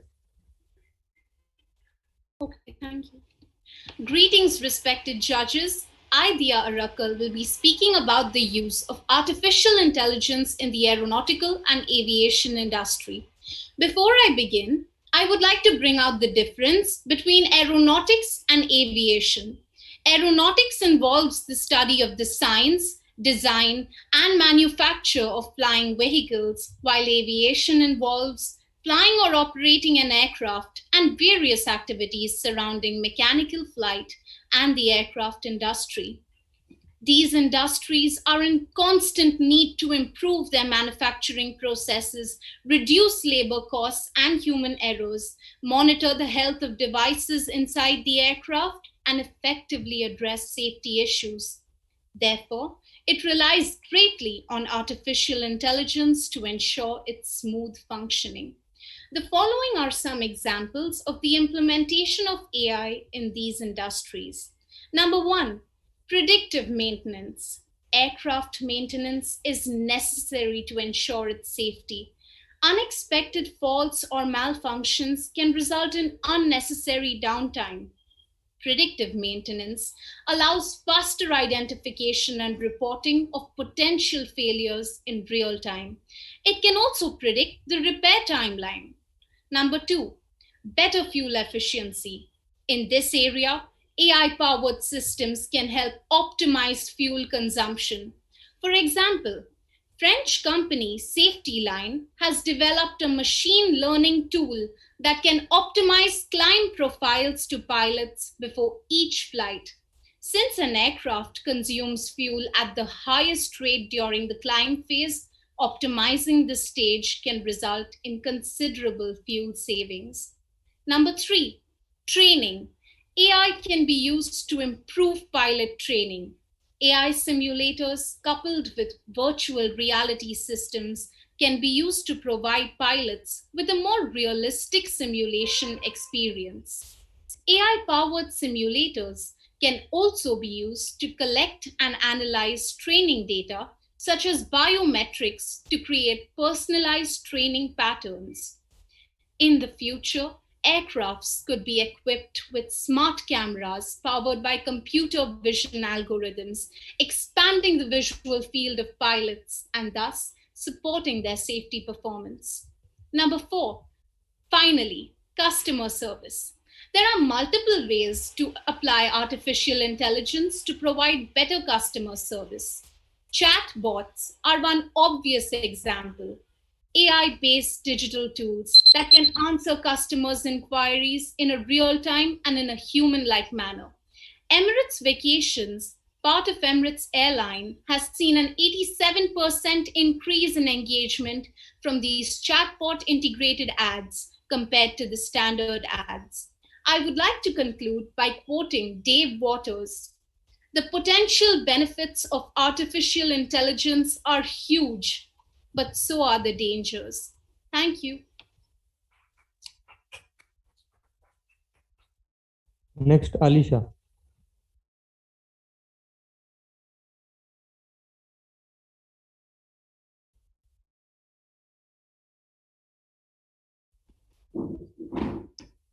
Alisha, are you ready? Yes.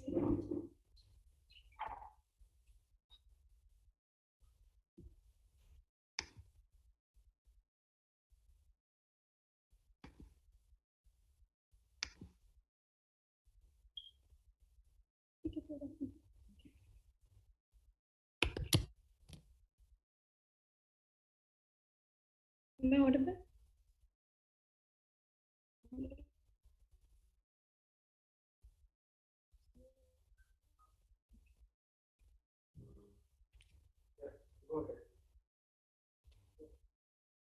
Hello, good morning. I'm Alisha Wasim Khan. I'm Alisha Wasim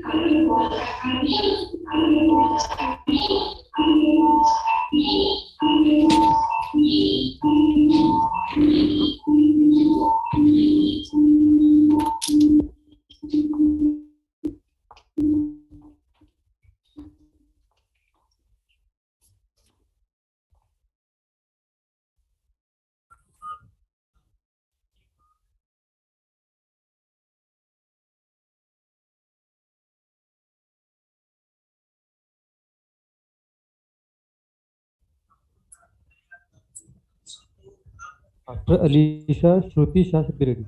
Shruti Shah. Good morning, everyone. I am Shruti Shah. My topic for today is. Wait. Shruti. After finishing Alisha's contest. Okay.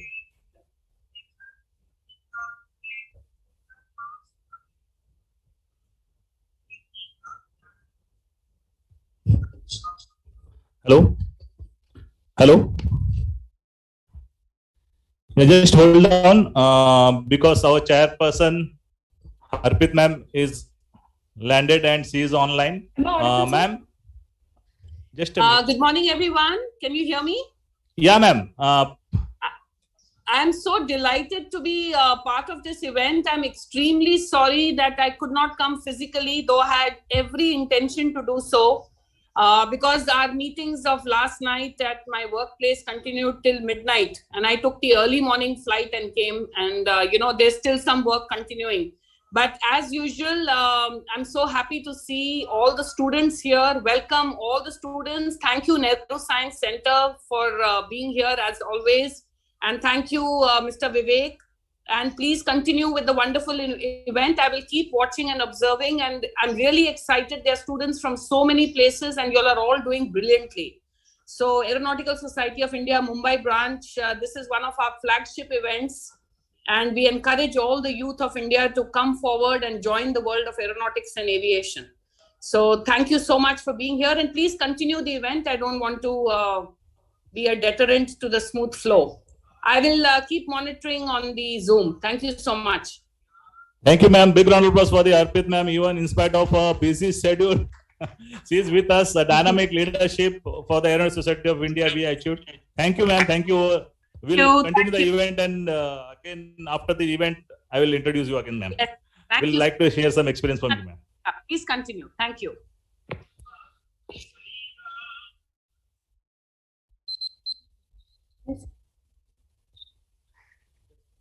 Should I start?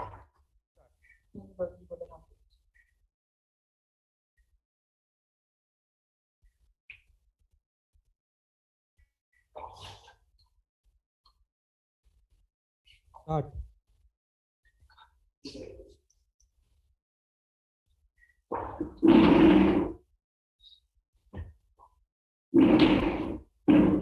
Alisha, you can start. Okay, sir. Hello, good good morning. I'm Alisha Wasim Khan. I'm from Thakur Institute of Aviation Technology in Mumbai, Avionics branch. I'd like to extend my warm greetings to the judges, participants, and all the audience that have joined in to witness this event. I've chosen my topic of preference to be artificial intelligence in aviation. Even before getting into the topic, I would love to tell you some crazy implications of artificial intelligence. I think artificial intelligence can eradicate how underprivileged a part of a community is treated because of them being blind or having speech discrepancies or hearing disabilities or maybe deformed limbs. I think artificial intelligence can be a pioneer in order to eradicate all of this. How crazy it would seem to hear that we can inhabit an entire planet with the help of AI. Yes, Elon Musk once asked, told that he wants to colonize Mars by bombing the two north and south poles of Mars, thus creating a magnetic axis that will cause the atmosphere locking and thus producing water and food that is most important for survival on any planet. You know, the sharpest minds have the weirdest ideas, and that works. Now, what actually AI is? We have 7 senses in our body. Those are hearing, vision, smell, taste, vestibulation, proprioception. Now, when we integrate all of this, it forms a topic called AIDS, Artificial Intelligence and Data Science. Now, I thought of 3 ideas how we can improve artificial intelligence in aviation. So the first is we can have drones to inspect the hour-long inspection, reducing the fatigue and the amount of errors that occur. So an AME would rather do it with acute fatigue and increased rate of errors. The second is a cockpit can be a very complex area for a pilot to monitor all the parameters with the responsibility of 300 to 400 people at the back. I thought of Wani, the Indian Siri, which I have a demonstration for. This would help the pilot in order to help him with all the parameters before even looking at them. The third is we are a part of the aviation industry. Being an engineer, I know how stressful it can be. We cannot escape stress. The 2 ways that we can do is either face it or completely back off. In order to face and know the limits of the stress, these mode trackers and health trackers can help. The video and audio recording in them can help us to know exactly what we want to do and how much stress do we have right now. So I would come back to the spooked or the scary part of my presentation. You know, we are evolved from monkeys and our tailbone is a clear art and proof for that. That means, why don't we have right now? That means once we stop using an organ, it gets discarded. The same is with the brain. The more and more we depend on AI, it is possible that our brain size starts to shrink. Now, this will create a big divide among the earth itself, the one that is supplying the AI technology and one that is consuming the AI technology depending upon that. So now it is our time to decide which side we want to be on. If you want to be on the side of the ones consuming or the ones supplying. I am from aviation, so we don't come alone with problems. We have solutions for that. The solution is think of a logical problem as said by a great instructor and then start finding the solution for it. Even after 5 to 6 days, once you start finding the solution, it would be satisfactory and then you start to brain exercise, and that will be extremely helpful for us to be in the aviation field and the artificial intelligence. Thank you so much.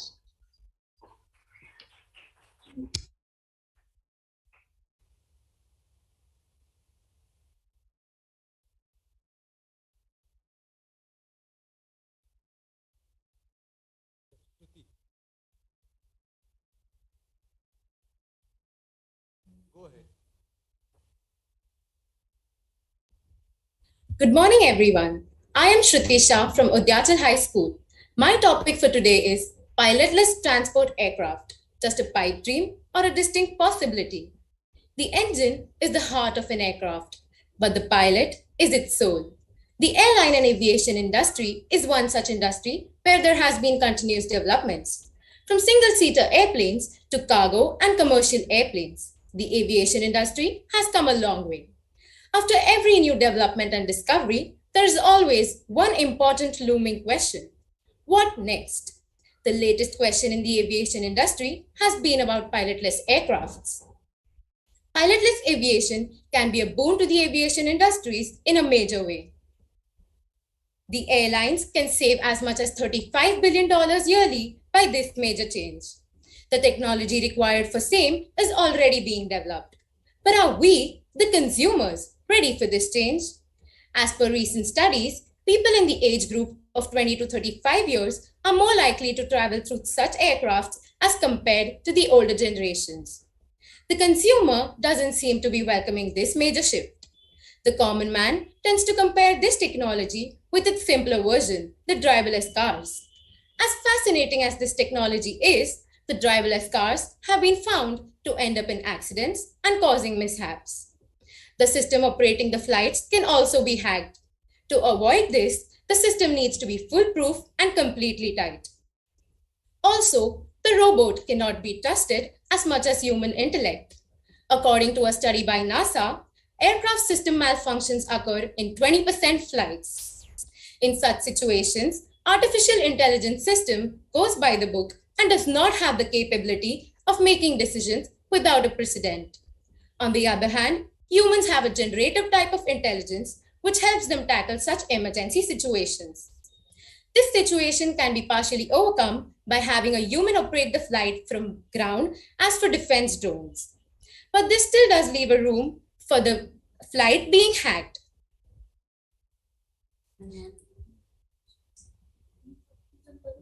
In conclusion, I would just like to say that aircrafts can be pilotless, but we need to develop our systems a little more and the loopholes need to be covered until we can completely have pilotless aviation.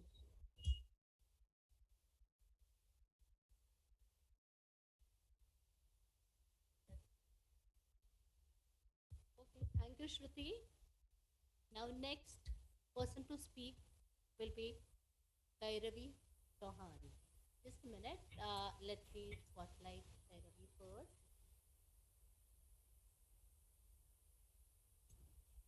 Am I audible? Yes, you are very much audible. Thank you so much. I'll begin. Yeah, just wait a minute. Okay. Okay. I'll give you a signal and then you can start. Okay.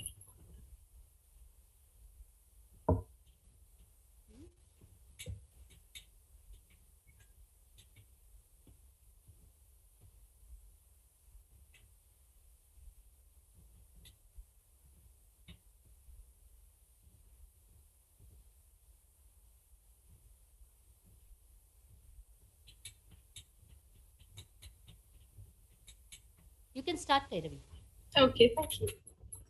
Aviation is proof that given the will, we have the capacity to achieve the impossible, said Edward Vernon. Greetings, viewers. I am Kairavi Chauhan from Children's Academy, Ashoknagar, grade 9. Pilotless transport aircraft. What do you think?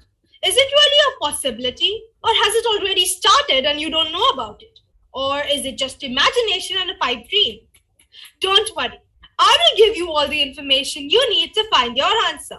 I will also provide my own opinion. As autonomous cars roll out in test beds around the world, it should come as no surprise that other kinds of vehicles are ditching their human operators as well. The latest innovations include airplanes, and one company's pilotless debut hints at a future of pilotless air transport.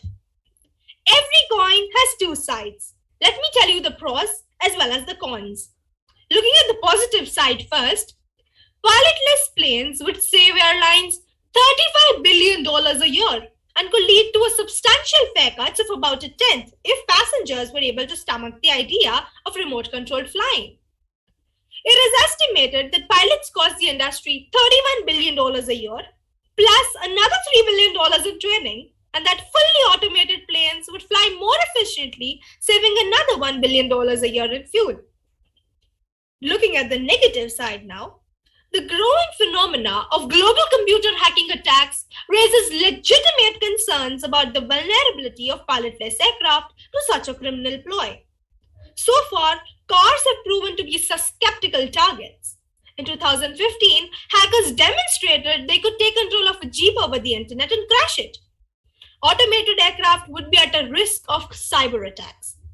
These systems would need to be airtight to ensure those with malicious intent couldn't take control.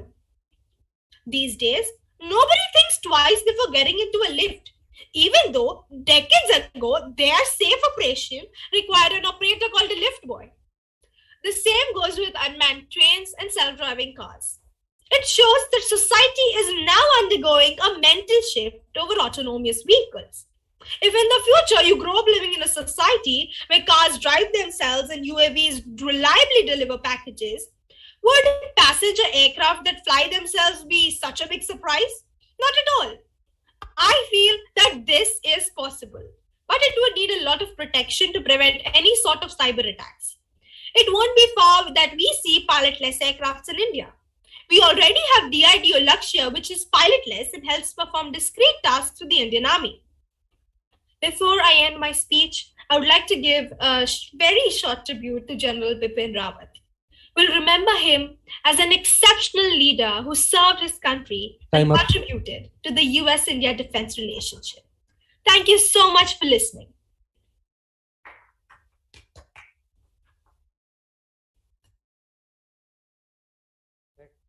Tulip Sarkar. Yes, sir.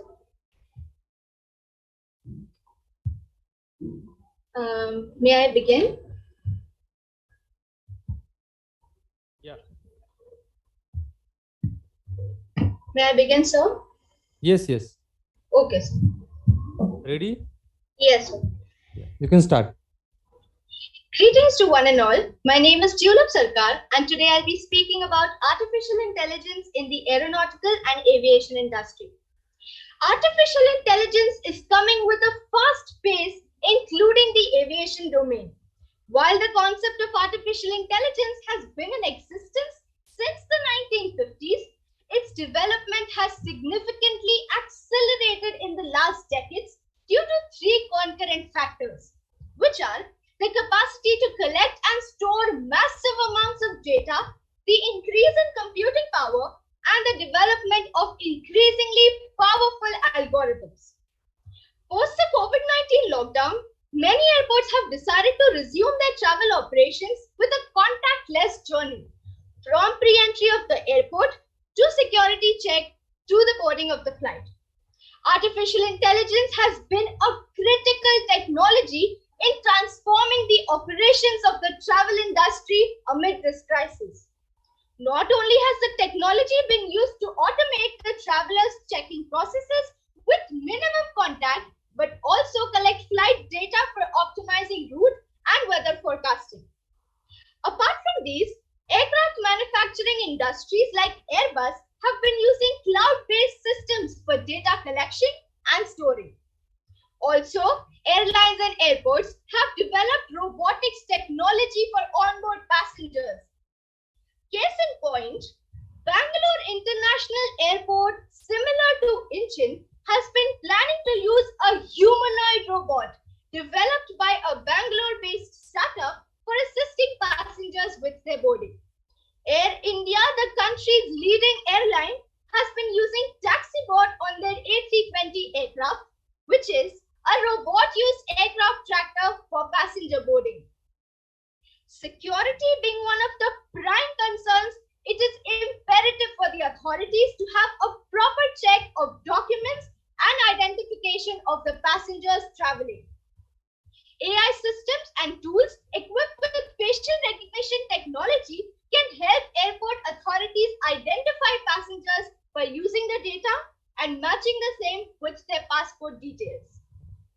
The penetration of artificial intelligence in the aviation industry during the pandemic outbreak has helped the industry to rethink their business post-COVID world. Therefore, to stand out in this continuously evolving technology market, aviation companies and airports must rely on automating their processes with the help of artificial intelligence in order to provide an enhanced experience for their customers. Thank you.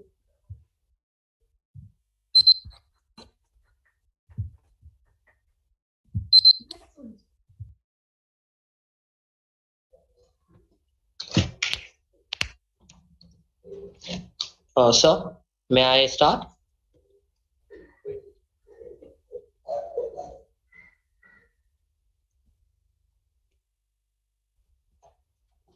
May I start, sir? Yes, you can. Good morning, respected judges, my fellow participants. I wish you all a very, very happy Aviation Day. My name is Kusai Balasanorwala. I study at Pune Institute of Aviation Technology, and I'm an aircraft maintenance engineering student. Today, I would like to talk about the use of artificial intelligence in the aeronautical as well as the aviation industry. As my fellow participants mentioned about predictive maintenance and fuel efficiency, obviously, as a maintenance student, I would emphasize more on predictive maintenance. Predictive maintenance, as the name suggests, predicts that a component would completely go faulty by the use of various artificial intelligence subclasses such as data analysis, Internet of Things, etc. It would also, the program is designed so efficiently that would immediately give a accessible list of actionable insights such as when, where, how, and what type of maintenance is to be carried out so that the technicians are prepared beforehand. This would help increasing the operational speeds of the airlines as well as reducing parking costs, because troubleshooting processes as well as inspections for preventive maintenance can induce a delay in the flight operations, which can also increase the parking costs of the airlines. Boeing, in its Boeing Lab project, is also implementing the predictive maintenance as well. So the second point that I would like to talk about is fuel efficiency. So often airlines' annual earnings, about 10 to 12% is spent on fuel. So how would artificial intelligence help us to reduce fuel cost as well as emissions into the atmosphere? Take a small example. If I like listening to a hip hop song on Spotify, then I would immediately get the recommendation on the next day of various hip hop songs. So similarly, the machine learning, which is a form of artificial intelligence, would accumulate various amount of flight data, such as the type, weight, current conditions, temperature, pressure, the nautical distance, the altitude in which it is flying, the humidity, etc., would accumulate all the data and generate an accurate amount of fuel that is required for that particular flight. This would help the dispatchers and pilots have a clarity on how much amount of fuel is required for that particular flight, as well as airline operators would help airline operators in reducing their fuel costs effectively, as well as helping them in contributing to the environment by reducing the emissions of various gases into the atmosphere. So this is how two live examples I'm using of how artificial intelligence has helped in the aviation industry. Thank you.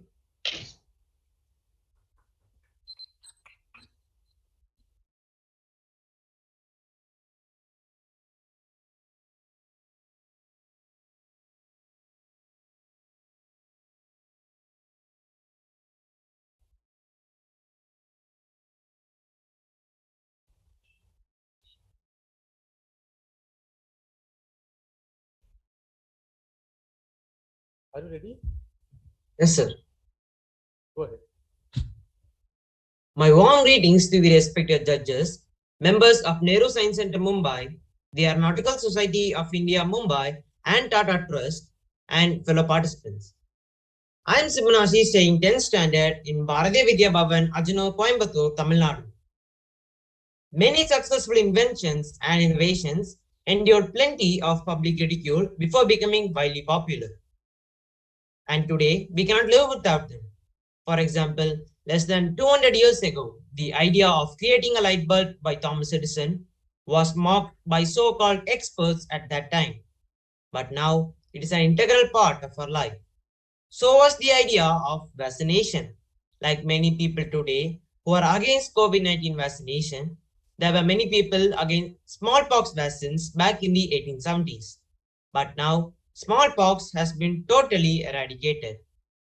Similarly, in relation to the topic pilotless transport aircraft, just a pipe dream or distinct possibility on which I am going to speak today, the Wright brothers flew the first airplane for 12 seconds in 1903. But in 1911, a French Allied commander said, "Airplanes are interesting scientific toys, but they are of no military value. And now we cannot think of a world without airplanes. And wars are being won by countries with massive and reliable military aircrafts. UAVs or drones were the next innovation. Now, pilotless transport aircraft is the new technology. As companies have rolled out autonomous cars, latest innovations in airplanes hints at a future of pilotless air transport. As a Qantas Airways captain has said, pilotless aircraft will eventually be built and in production by 2040. Innovative airlines will buy them. Adventurous passengers will fly them. Planes are already mostly automated. According to a retired Boeing chief, technologically, the toolkit is filled. With respect to a commercial aircraft, there is no doubt in mind that we can solve the problems of autonomous flight. It is a question of certification procedures, regulatory requirements, and even more significantly, public perception. KMAX from Command Aircraft has been developed and used in Afghanistan war and also used for wildfire fighting. Centaur, a 4,100-pound pilotless aviation aircraft from Aurora Flight Services, has already completed multiple successful pilotless flight trials. Commercial flying today is already almost totally automated, but there are sometimes bizarre but justified maneuvers needed to save a plane. As in Captain Sully landing a commercial plane on Hudson River. These are the kinds of abnormal situations when one really needs a pilot on board with that judgment and experience to make decisions. Public support for the concept would start with the increased use of self-driving cars. And yes, public perception may take time to change and accept a pilotless aircraft. But pilotless aircraft is not a dream, it is a possibility in the future. It is always impossible until it is done. I would like to conclude by thanking Nehru Science Center Mumbai, the Aeronautical Society of India Mumbai, and Tata Trusts for giving me this wonderful opportunity. Thank you. Vani is not present.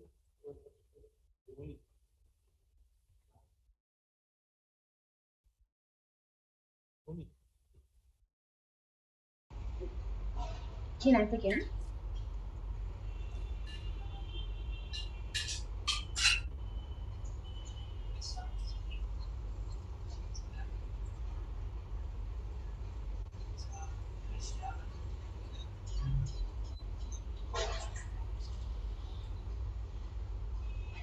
You are ready? Yes. Okay, good. Mode control, ports auto. Descent enter command override, off. Engine arm, off. 41 is in. Engine arm is off. We copy you down, Eagle. Houston, Tranquility Base is here.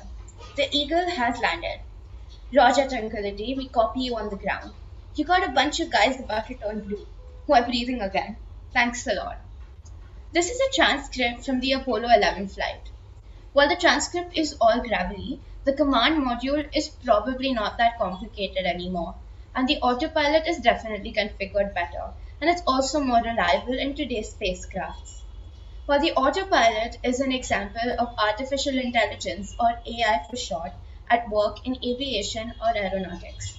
Industry giants like Boeing and Lockheed Martin manufacture autopilots that can steer based on commands from a computerized guidance program.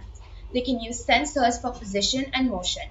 They have computers that compare real-time data and preset data. And finally, they can correct course. But that's not all AI can do aboard a flying object. Today, we have aircrafts and spacecrafts with smart maintenance systems that can track faults, algorithms that can forecast maintenance times, and they use cloud-based applications to maintain efficiency. With the design of the aircraft and spacecraft constantly evolving and going down new paths, noting the involvement of Indian companies in this field cannot be left under the wraps. In 2003, headquartered in Delhi, the Boeing company was founded in India. Years later, in 2015, Tata Advanced Systems Limited and Boeing announced a partnership agreement that resulted in the manufacturing of globally supplied fuselages for a multi-role combat helicopter, with 90% of the parts coming from Indian suppliers. Another company with an Atmanirbhar initiative is the joint venture between Tata Advanced Systems and Lockheed Martin. They will be manufacturing aerospace technology for the C-130. The parts are delivered to the Indian Air Force as well as global customers. A rocket engineer once said, "It all looked so easy when you did it on paper, but the valves never froze, gyros never drifted, and rocket motors did not blow up in your face." This is why all automated controls in aircrafts and spacecrafts have an override option. Controls have to be overridden because the situation is probably unforeseen and must be dealt with manually, or the computer is not equipped to handle the issue, or maybe there's something that requires human instinct. This might sound crushing, but it is the truth. At the moment, we do not have a perfectly functioning autopilot to pilot an aircraft, so human intervention is necessary, whether it's from the air or from the ground, to ensure safety and security of civilians and the goods being transported. But the impossible happens all the time. We just have to believe it can. Thank you.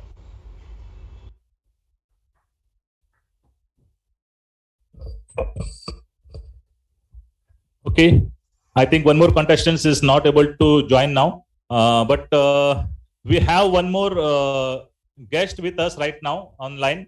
I would like to call him here online also. He is from Sharjah, and I would introduce him. He was the Joint Secretary of Aerospace Mumbai branch, Mr. Dhananjay Dhammankar. He want to share some few words. He is located at Sharjah. Thanks to joining, sir.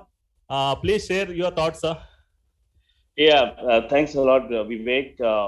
I have been with Aeronautical Society of India and secretary in year 2015-16, and past 3 years, like 2017 onwards, I am in Sharjah and Dubai. Air India Engineering Services Limited started a new company and MRO basically in Sharjah and Dubai, and I'm the manager here. But not in much touch with the Aeronautical Society of India because of this assignment. But I feel like fish out of pond, and that's the reason why I was like delighted to see you all here. And I would like to wish a very good luck, and it's a very good, for all of us, and the new generation, which I can see. It's marvelous the way they are producing their thoughts. I mean, it's really great and great. Thanks to Vivek and thanks to Aeronautical Society of India. Wish you all a very good luck. Bye-bye. Thank you for your kind words, sir. We'll yeah, also, thank you, whenever you are in Mumbai, please visit at least in the next aviation day. Yeah, it's been more than 1.5 years due to COVID. I couldn't come to India at all. We were stuck here and we were involved in. I feel proud of our dream. Basically, we were all involved in repatriation of passengers to India back home. That's what we got engaged into, and so it was not possible to visit India. So, thanks a lot, Vivek. Thanks for joining us, sir.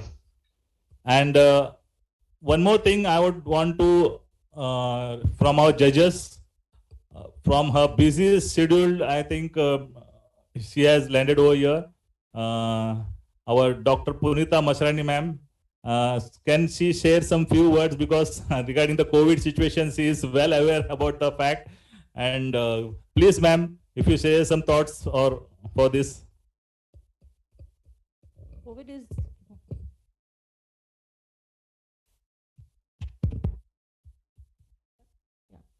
I think COVID is here to stay with us. Let's make friends with it, and as long as we maintain our social distancing, mask and sanitation, it's just like one of the infections that India is so used to for so many years. So we don't need to worry to a very large extent about it. But yes, we keep our, even with the new Omicron virus that has come in, people are getting infected. We are seeing more and more cases. But the best part is that they are recovering very well. We are able to treat almost all our patients who have been found COVID positive. So if anybody has any kind of symptoms that seem like COVID, don't hesitate to get yourself tested and treated. And I would encourage everybody to be vaccinated, because even if you've got a vaccine, you can get COVID, but the severity of the disease will be less. So stay safe, stay vaccinated, and continue doing your jobs well.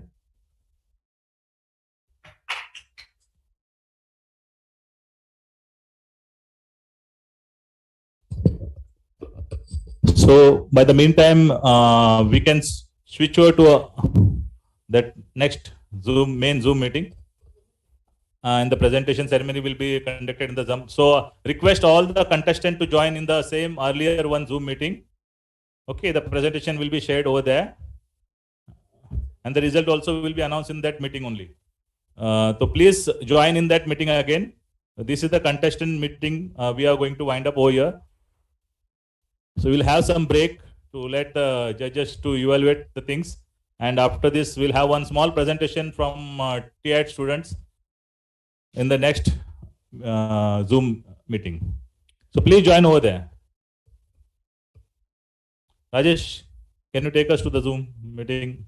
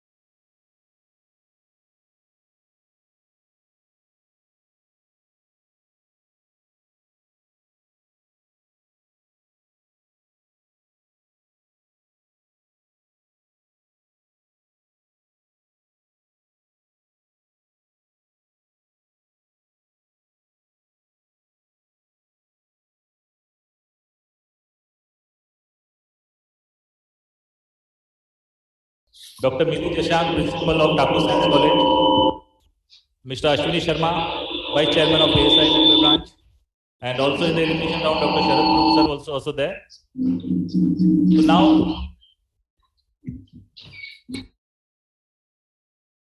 before announcing the result, we have small presentation from TIAT team. They have made it.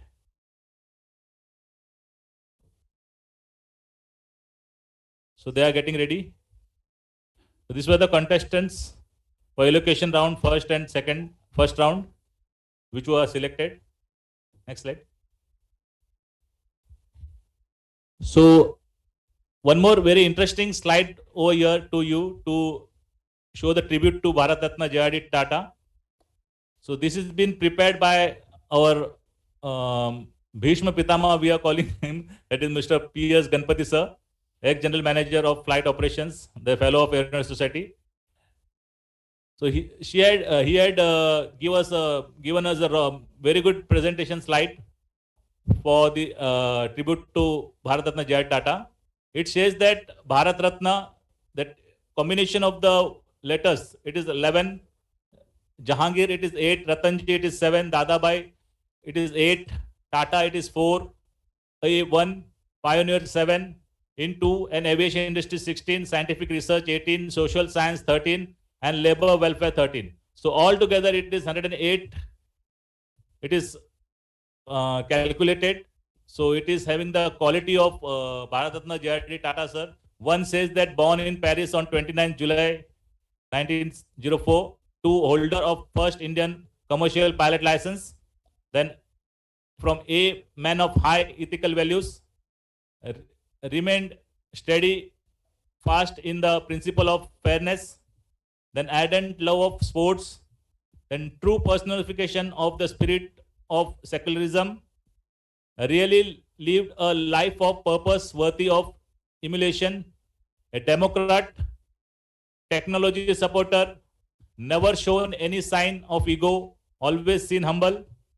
Administration with amazing capabilities, jahan affectionately called entrepreneur per excellence, high thinker, adventurous flyer, nationalist to the core, gracious and charming gentleman, integrator of people, realist to the core, recipient of many awards of distinction, a great patron of science, towering personality, approachable and accessible to all, noble soul with picture of modesty, jewel of Indian industry, India's illustration son, distinguished and disciplined citizen, debonair figure with drive, Air India's founder, father, builder of Motion India, help ever and hurt never attitude, outstanding philanthropist, human service to nation, true karma yogi with absolute honesty, architect and father of civil aviation, totally a down-to-earth person,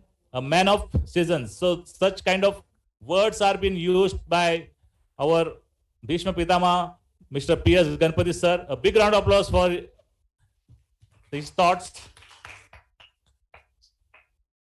Are you ready? So I will share this slide with the students. You can have all the words later on. So our team is ready.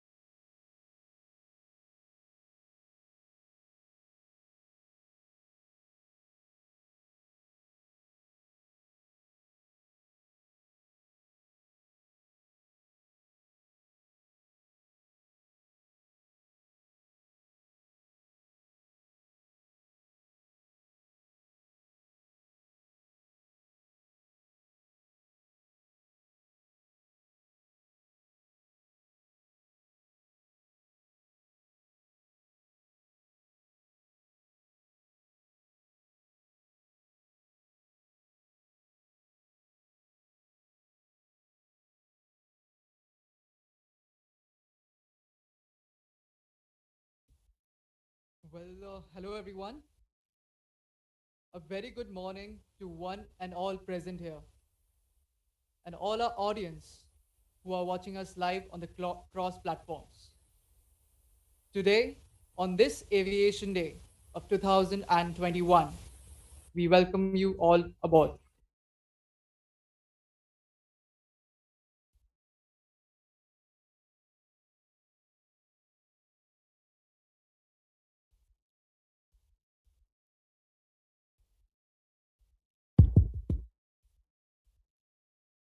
This presentation is an effort brought forward by the entire team of TIAT. We call ourselves the AvGeeks, along with our instructor, Vivek Kulkarni sir, who made sure that our efforts are on track. This is me, Subhajit Devnath, presenting you a dive into the aviation world. And so, let's get started.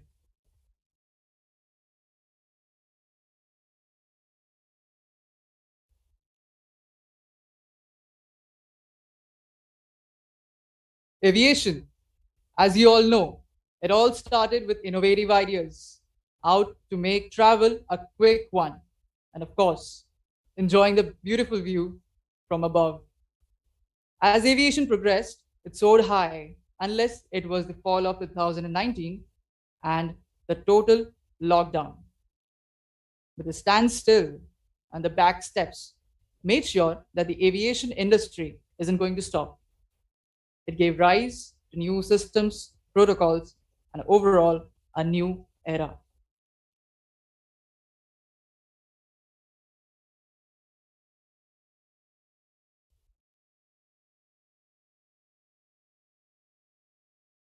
So let's rewind to the beginning, not using the conventional tape recorder as you are seeing, but using our very own golden era flight recorder.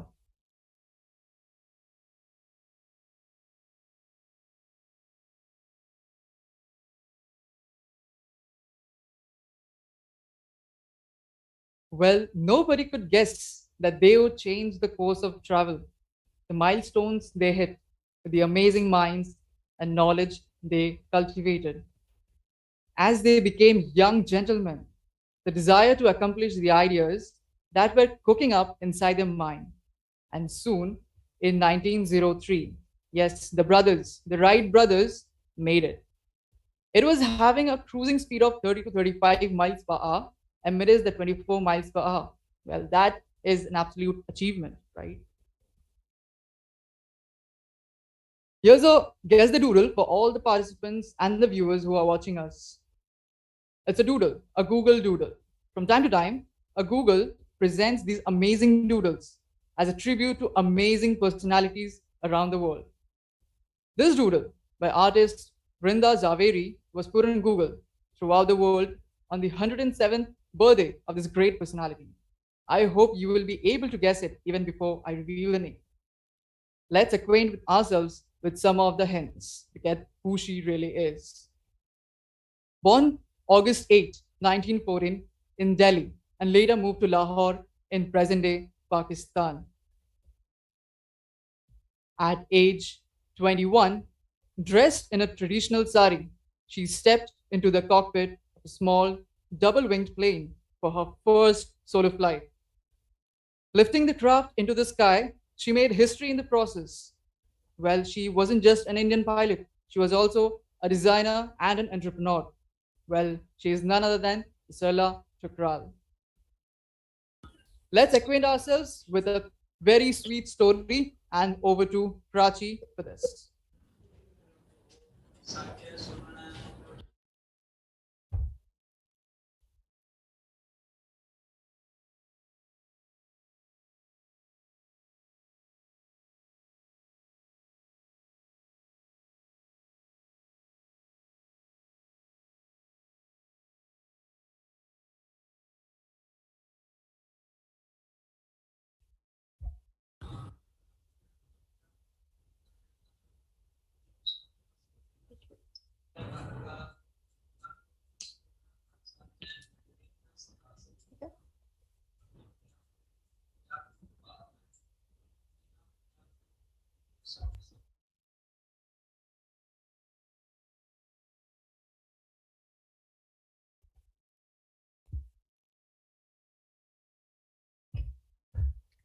Thank you, Subhajit.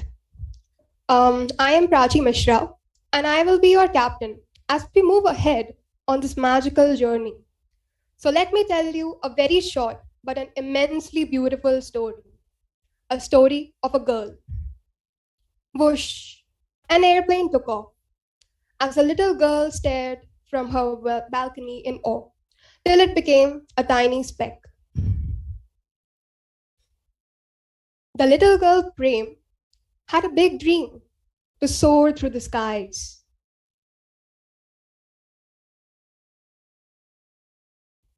Back then, she dared to dream to be a pilot. The times in which only a few Indian women had ever flown a plane. In 1947, Prem Mathur became the first Indian woman to get a commercial pilot's license.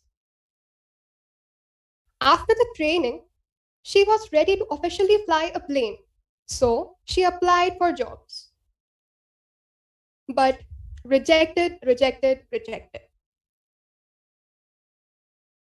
Women can't handle emergency situations as well as men, they said. Prem was disheartened, but deep down, there was still strength in her. There was hope. She kept trying, as she knew she had what it takes to be a great pilot. And one day, a call from Deccan Airways, questions after questions targeted at Prem. She answered everything confidently. You won't regret hiring me, she said. And so she became a co pilot. Prem was extraordinary. She won the national air race. She received the opportunity to fly VIPs like Indira Gandhi and Lal Bahadur Shastri. But this was not the end. Prem, limitless as she was, she wanted full command. She wanted to be a pilot. She wanted to be a captain. But Deccan Airways refused, and so she left. Other companies had realized her worth, and soon she got a job at Air India. Prem Mathur was now Captain Prem Mathur. She chased her dreams endlessly and paved the path for many women to aim for the skies. Captain Prem Mathur.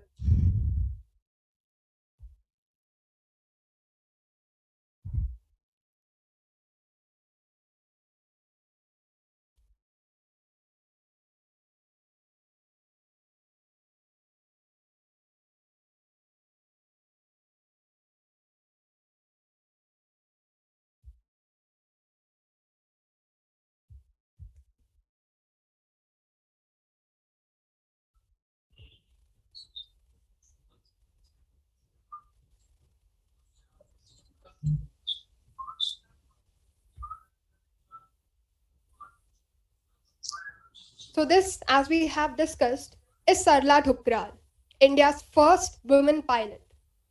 And this is Prem Mathur, India's first woman commercial pilot. These fearless women of India prove that women too can possess the strength to move the heavy controlled surfaces. Women too can have the ability to make critical decisions. Women too can have the might, the will to become a pilot. They inspired, and following their inspiration, their trail came our today's achiever.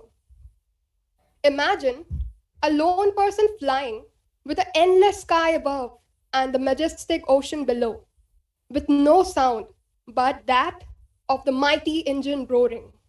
Along with it was pounding Captain Arohi Pandit's heart as she was about to do something that no one had dared to do before. Arohi Pandit became the youngest pilot to cross the Atlantic Ocean and the Pacific Ocean solo in a light sport aircraft. She became the first woman in the world to fly over the treacherous Greenland ice cap in a light sport aircraft on May 4, 2019. On August 21, 2019, she flew the Pipistrel Sinus 912 over the mighty Pacific Ocean, nonstop from Nome, Alaska to Anadyr in Far East Russia, setting a world record. And the achievement doesn't end here. The very recent achievement on October 15th of this year itself, Captain Arohi Pandit took off from the Bhuj runway. The women of Madhapur, within 72 hours, rebuilt and reenacted J.R.D. Tata's first flight.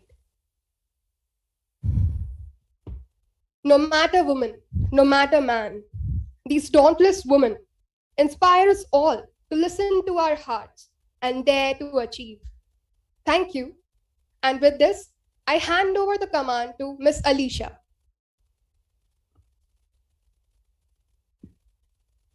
Thank you, Prachi.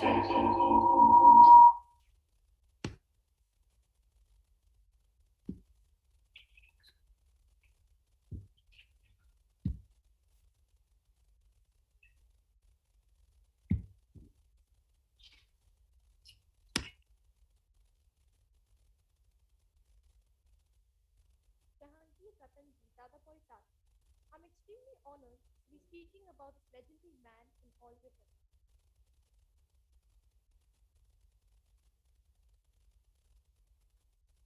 As you all know, the J.R.D. Tata is closely related to Bharat Ratna Award recipient and an industry known as the father of Indian civilization, was the first person in India to acquire a commercial pilot certificate in 1929 with the number 128 on his license.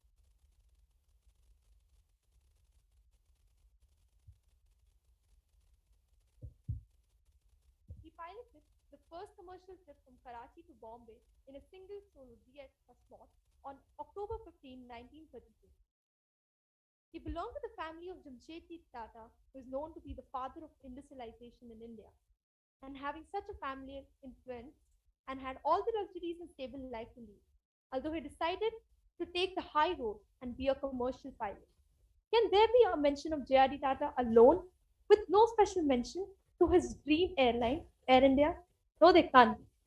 He founded the Tata Airlines in 1932, which became Air India in 1946. J.R.D. Tata joined Tata Sons as an unpaid apprentice in 1925.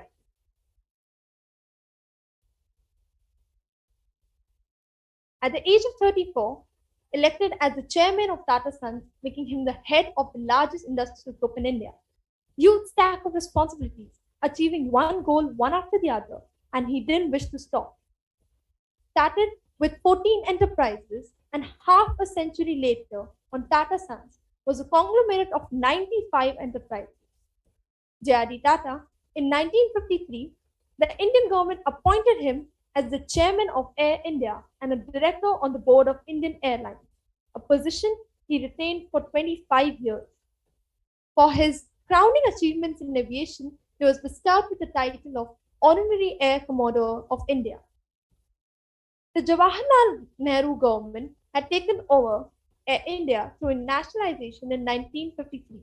Back then, the government had paid 2.8 crore to Tata Group and took over 100% stake in the venture.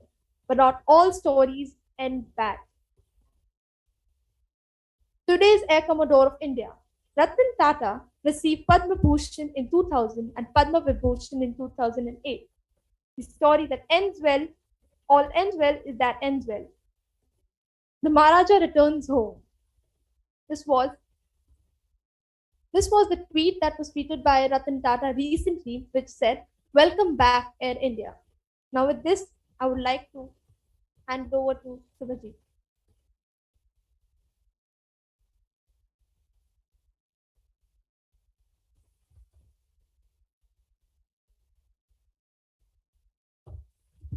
So, as we were talking about the Maharaja, and the Maharaja has returned home. So let's discuss about other stakes of Tata Sons in aviation.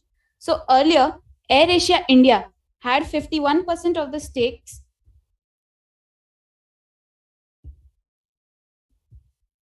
As AirAsia India had 51% of stakes and AirAsia Malaysia had 49%. But recently, Tata Sons took over the stakes, and the new figures are that AirAsia India had 83.67% stakes, and AirAsia Malaysia is left with 16.33. So, in future, the future plans of Tata Sons are that they would take all the stakes to AirAsia to them, and also Vistara. Earlier, they had 51% and Singapore Airlines by 49%. So recently, also these are the recent figures.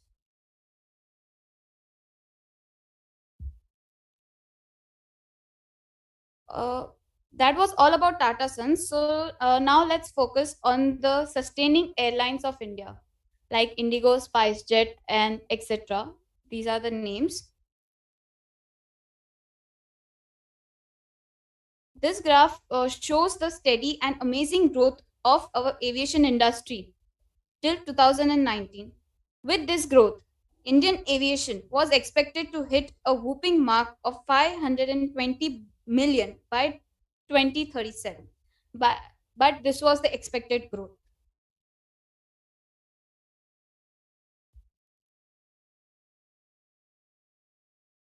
But unfortunately, aviation industry was affected due to NCOV, that is COVID-19. As we can see the graph, COVID-19 created havoc all across the world with loss of lives and derailing the whole aviation industry. According to IATA, there was a significant drop of about 60% in the number of passengers globally. But as it is said, that time has this amazing habit that whatever the time may be now, this too shall pass. And as you can see with this graph, that we are recovering at a very good rate, and the Indian aviation industry will be back with a boom.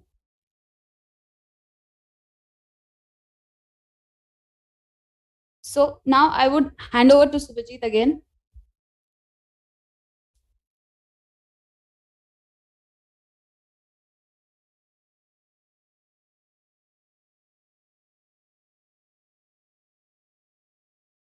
Well, thank you, Krupa, for the detailed sneak peek on the commercial aviation.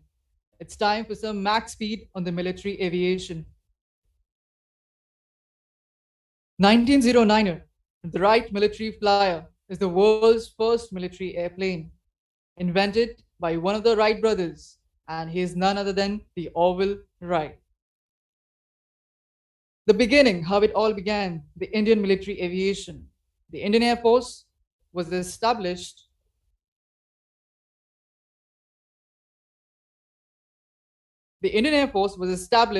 on 8th of October 1932 in British India as an auxiliary air force of the Royal Air Force.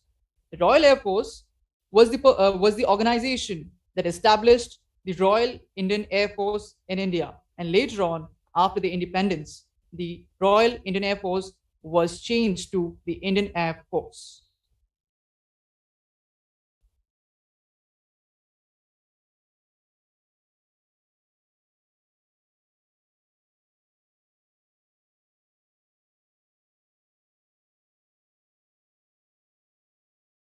The beginning, Subroto Mukherjee. Air Marshal Subroto Mukherjee, as an Indian military officer, was awarded several honors during the course of 3-decade-long career, ended by his untimely demise in 1960. He has been called the father of Indian Air Force, the first commander-in-chief of the Indian Air Force. Several attacks, wars, and victories. As you can see on the screen, on the right-hand side, it's the evolution of the Indian Air Force, the replica, the symbolization of the Indian Air Force. And the incidents, the wars, the attacks, some of them are the K-1260 of number 1 Squadron of Indian Air Force, seen over New Delhi, with the Viceroy's residence and Kingsway in the background. This machine was lost in a forced landing at Burj on 4th Jan 1941, whilst with 5 CDF. Refugees awaiting evacuation by the Indian Air Force Dakota on Poonch airstrip in December 1947. Indian Air Force attacking enemy rail facilities in West Pakistan, December 1971. So many incidents, so many wars, and some of the operations you can see on your screen right now. The Operation Meghdoot, Kargil War, the Operation Pumalai, Balakot airstrike, Operation Safed Saga, Indian-Pakistan standoff. All these operations made the Indian Air Force that we know as of today, the Indian Air Force.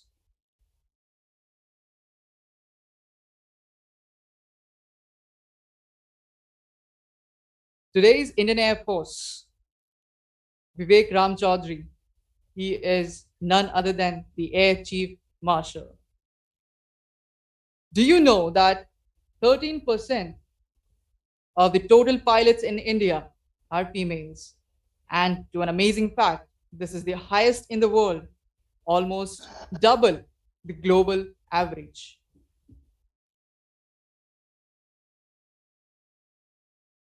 Another achiever, another woman in the line, India's first woman Air Marshal of the Indian Air Force, Padmavati Bandyopadhyay. Decorated former flight surgeon in the Indian Air Force. She is the second woman in the Indian Armed Force to be promoted to a 3-star rank. What about the recent achievements? Well, 2016 saw it all, a new beginning. Mohana Singh Jitterwal, Avni Chaturvedi, and Bhavana Kanch. They were the 3 fighter pilots, the women fighter pilots of the Indian Air Force. So that was all the verbal sneak peek. Now let's quench our thirst to see some great trailer of the Indian Air Force. On your screen in a few seconds.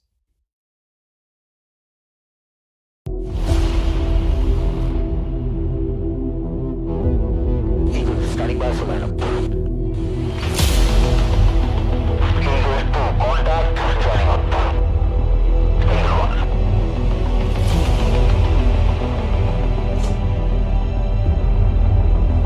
Eagle climbing past 10,000, permission Julio, Julio to General.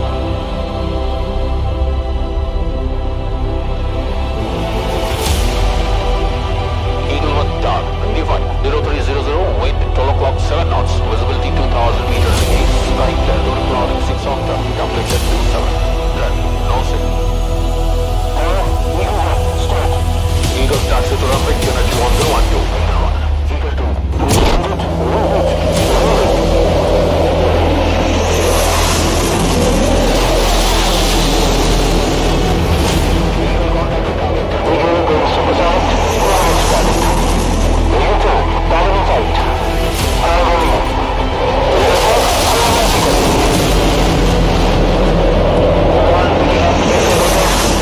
6 o'clock, 120, Roger. Welcome, Bottom. Cruise, accelerating max. Target destroyed. Eagle, good formation.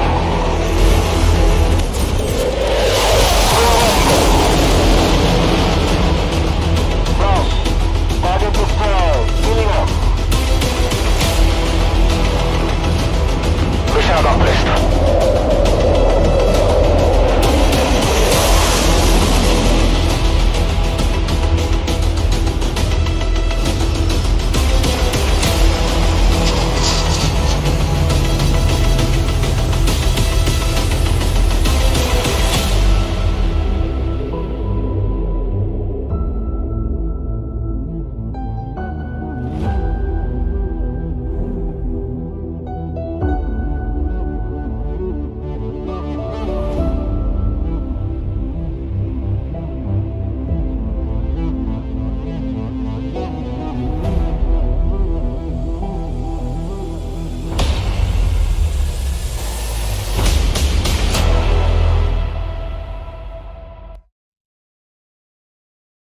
It was all touch the sky with the glory.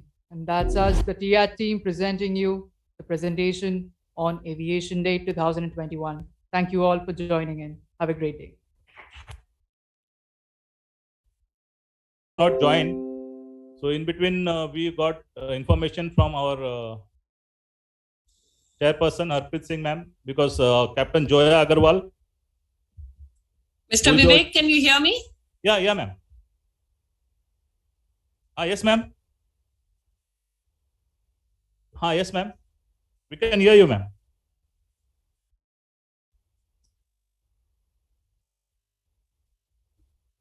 Hello. Can you hear us, ma'am?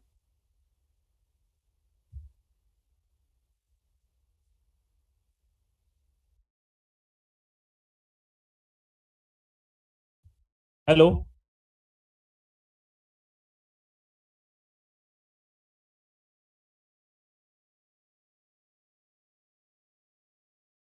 Is he there?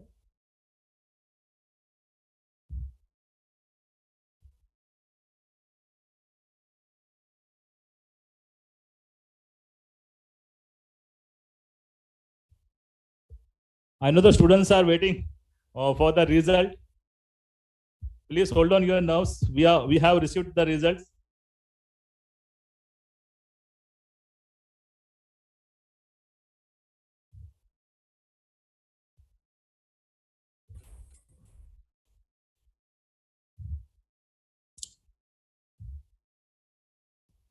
Can you hear me?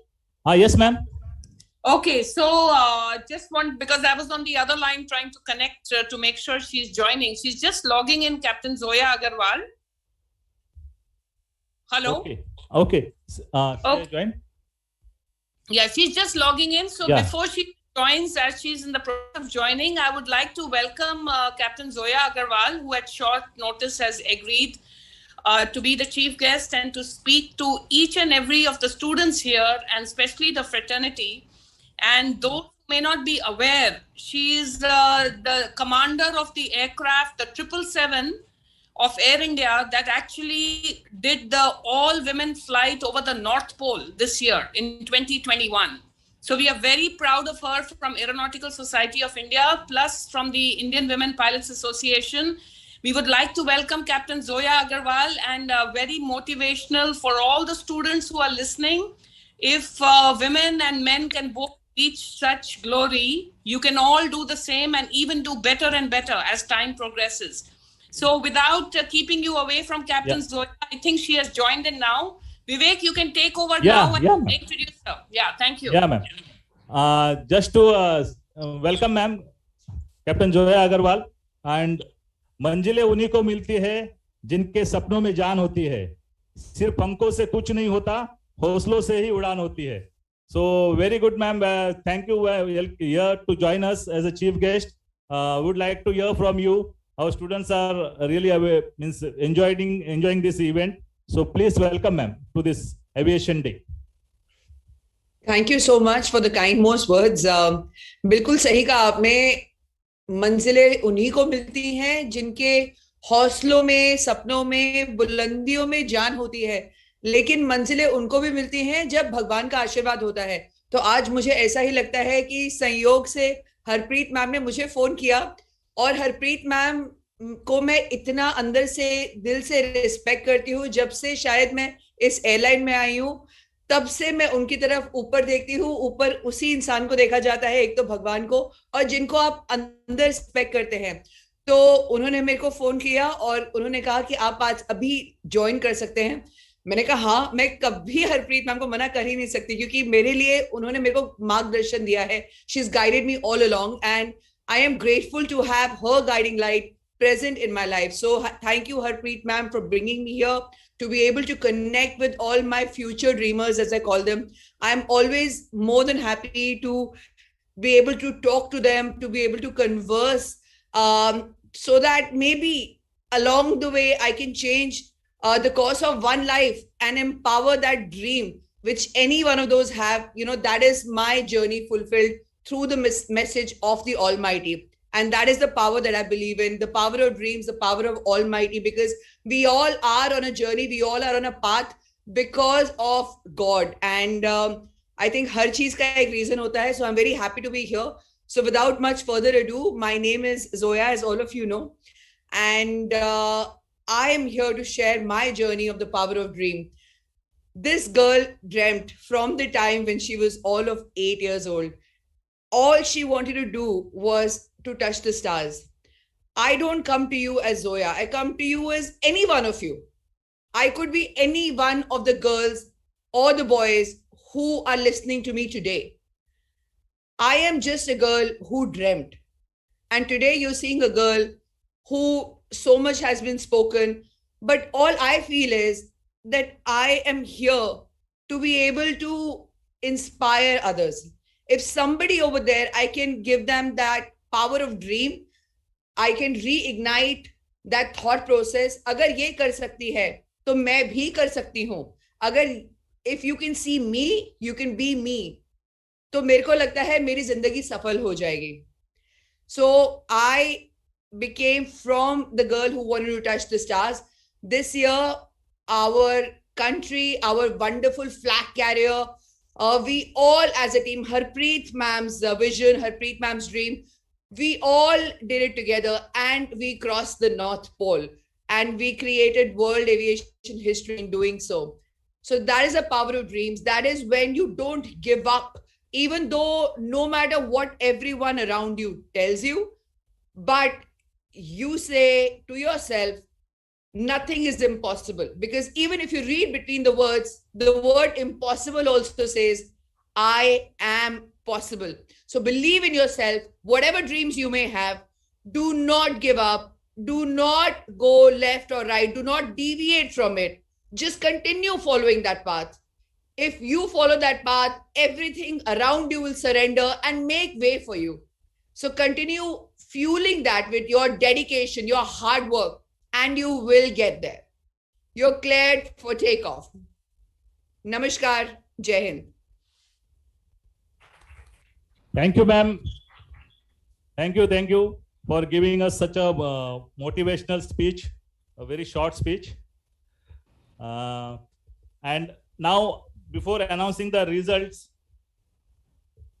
we already have one drone over here. We have already flown. I would request one round again to have this drone, and we'll announce this result. Don't get panic. It is nothing. It is not going to harm anyone. We are the best over here. A big round of applause for this.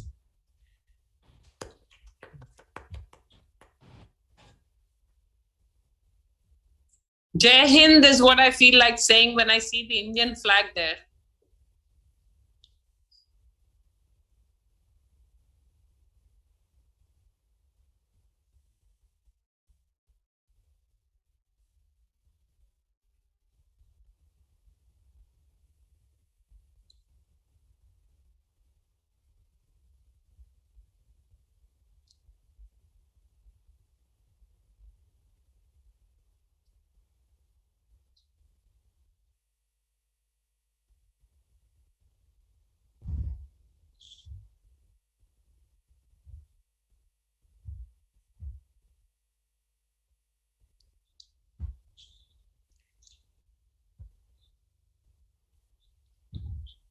Okay, really efficient pilot, because in a small room over here, he is controlling this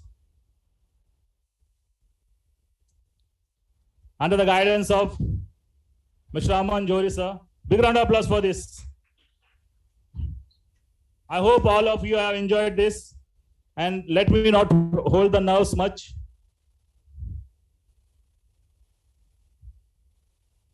First, I will announce the quiz winners. They have to put on their video. The third prize for the quiz goes to Vihan. Vihan? Yes, okay, sir. You are there. And the second prize for the quiz goes to Abhishek.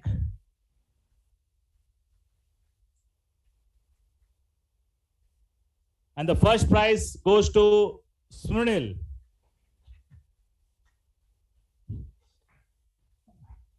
So whatever the cash prizes will be given on your account by Nehru Science Center team. So you have to share your accounts. Now coming to next contest, that is allocation. It was really very difficult for the judges. Hardly some marginal differences are there between all the contestants. The third prize for this allocation goes to Tulip Sarkar.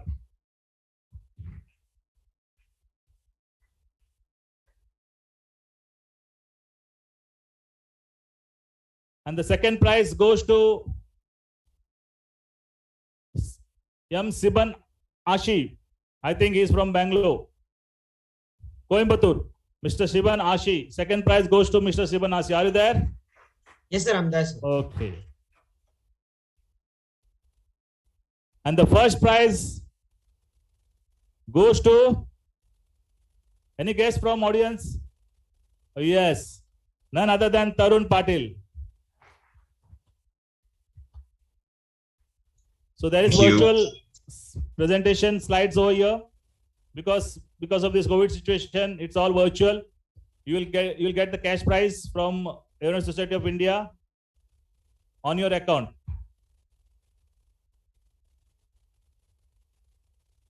So Thank you, sir. yeah, thank you very much for being here in this event. And I would like, okay. Anyone want to say something from the audience?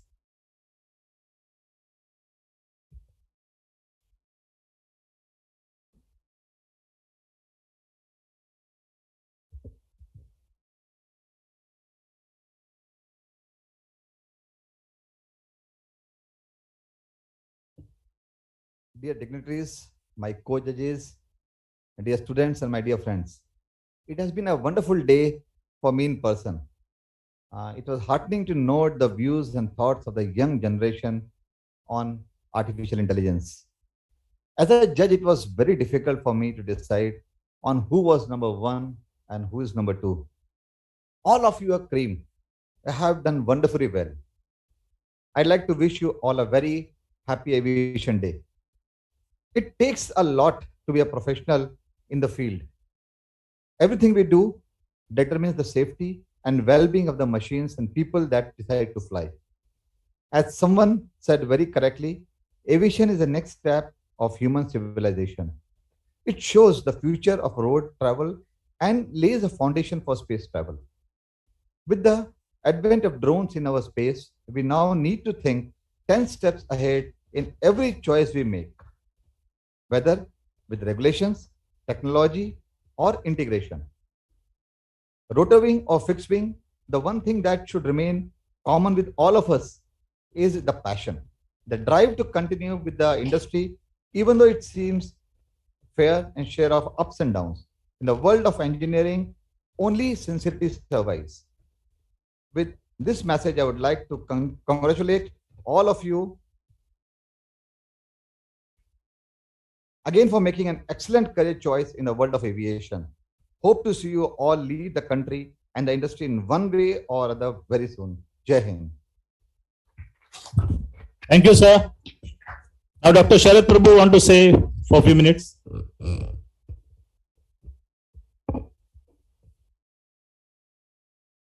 Dear friends, all of you have worked very hard and all of you had put up a very good performance so that the judges had a very difficulty to choose who is the best. But as in any competition, we had to choose. But don't get nervous even if you don't get the prize. Keep on trying hard, keep on perfection. And that is what is very important in life.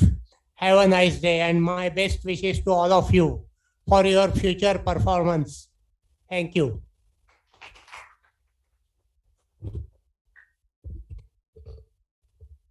It was really a wonderful day over here. And thanks again to Dhananjay Dhamankar sir again joining with us. So first of all, now the vote of thanks I'll give because our secretary Nina sir is not available with us. He is in Bangalore.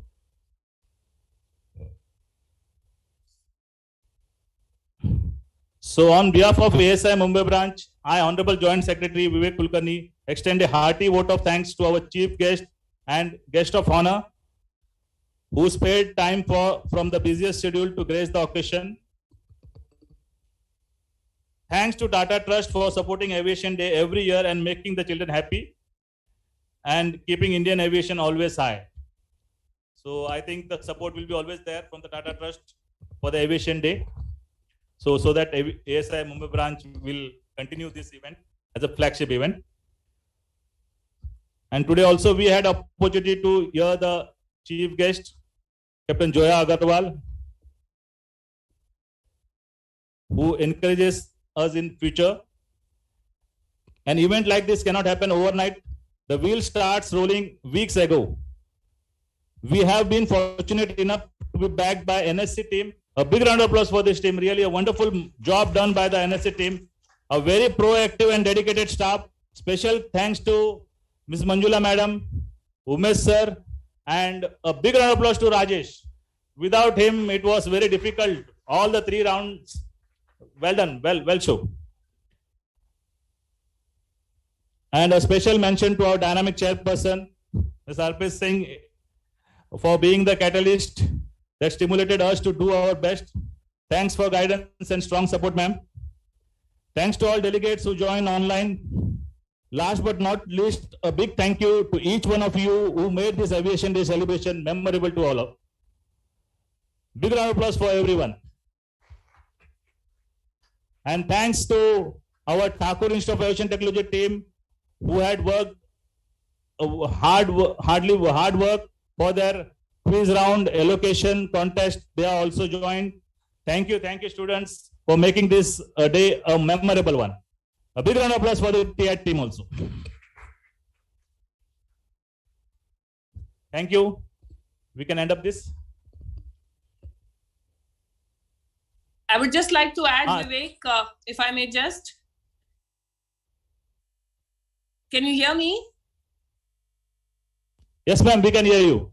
Okay, so I just wanted to firstly thank Mr. Vivek for all the tremendous coordination that you have done on behalf of Aeronautical Society of India, and Mr. Ganapati, who's not present. And I can see our stalwarts, Ms. Mohini Shroff and Dr. Punita, Mr. Sharad Prabhu, and so many people from Aeronautical Society. I wanted to tell the children, please take advantage of this platform. Become members as students. Take up aviation as your dream. Do something for the country. Make India Atmanirbhar in the true sense. Use all these aeronautical platforms to upgrade your knowledge, to do a profession in the line of aviation and aerospace. Do something which really makes India proud.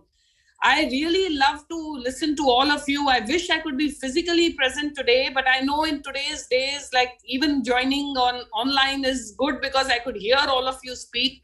And such wonderful ideas and thoughts on artificial intelligence. It's so amazing. Be creative like Dr. Abdul Kalam and our Bharat Ratnas, JRD Tatas, who actually brought India into such a high platform. And please continue doing your best, and Jai Hind, and make India proud. Let's all together get our aeronautical world right on the top of the world. Thank you so much. Thank you for participating in this beautiful journey. Any student want to give the feedback? Anyone among you?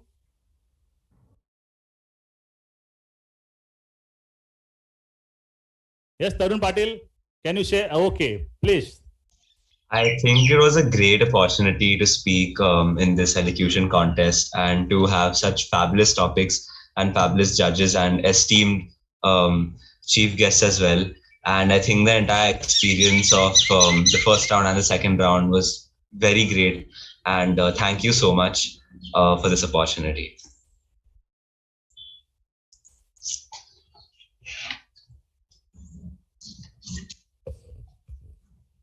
Okay, thank you. Thank you again, the online contestants.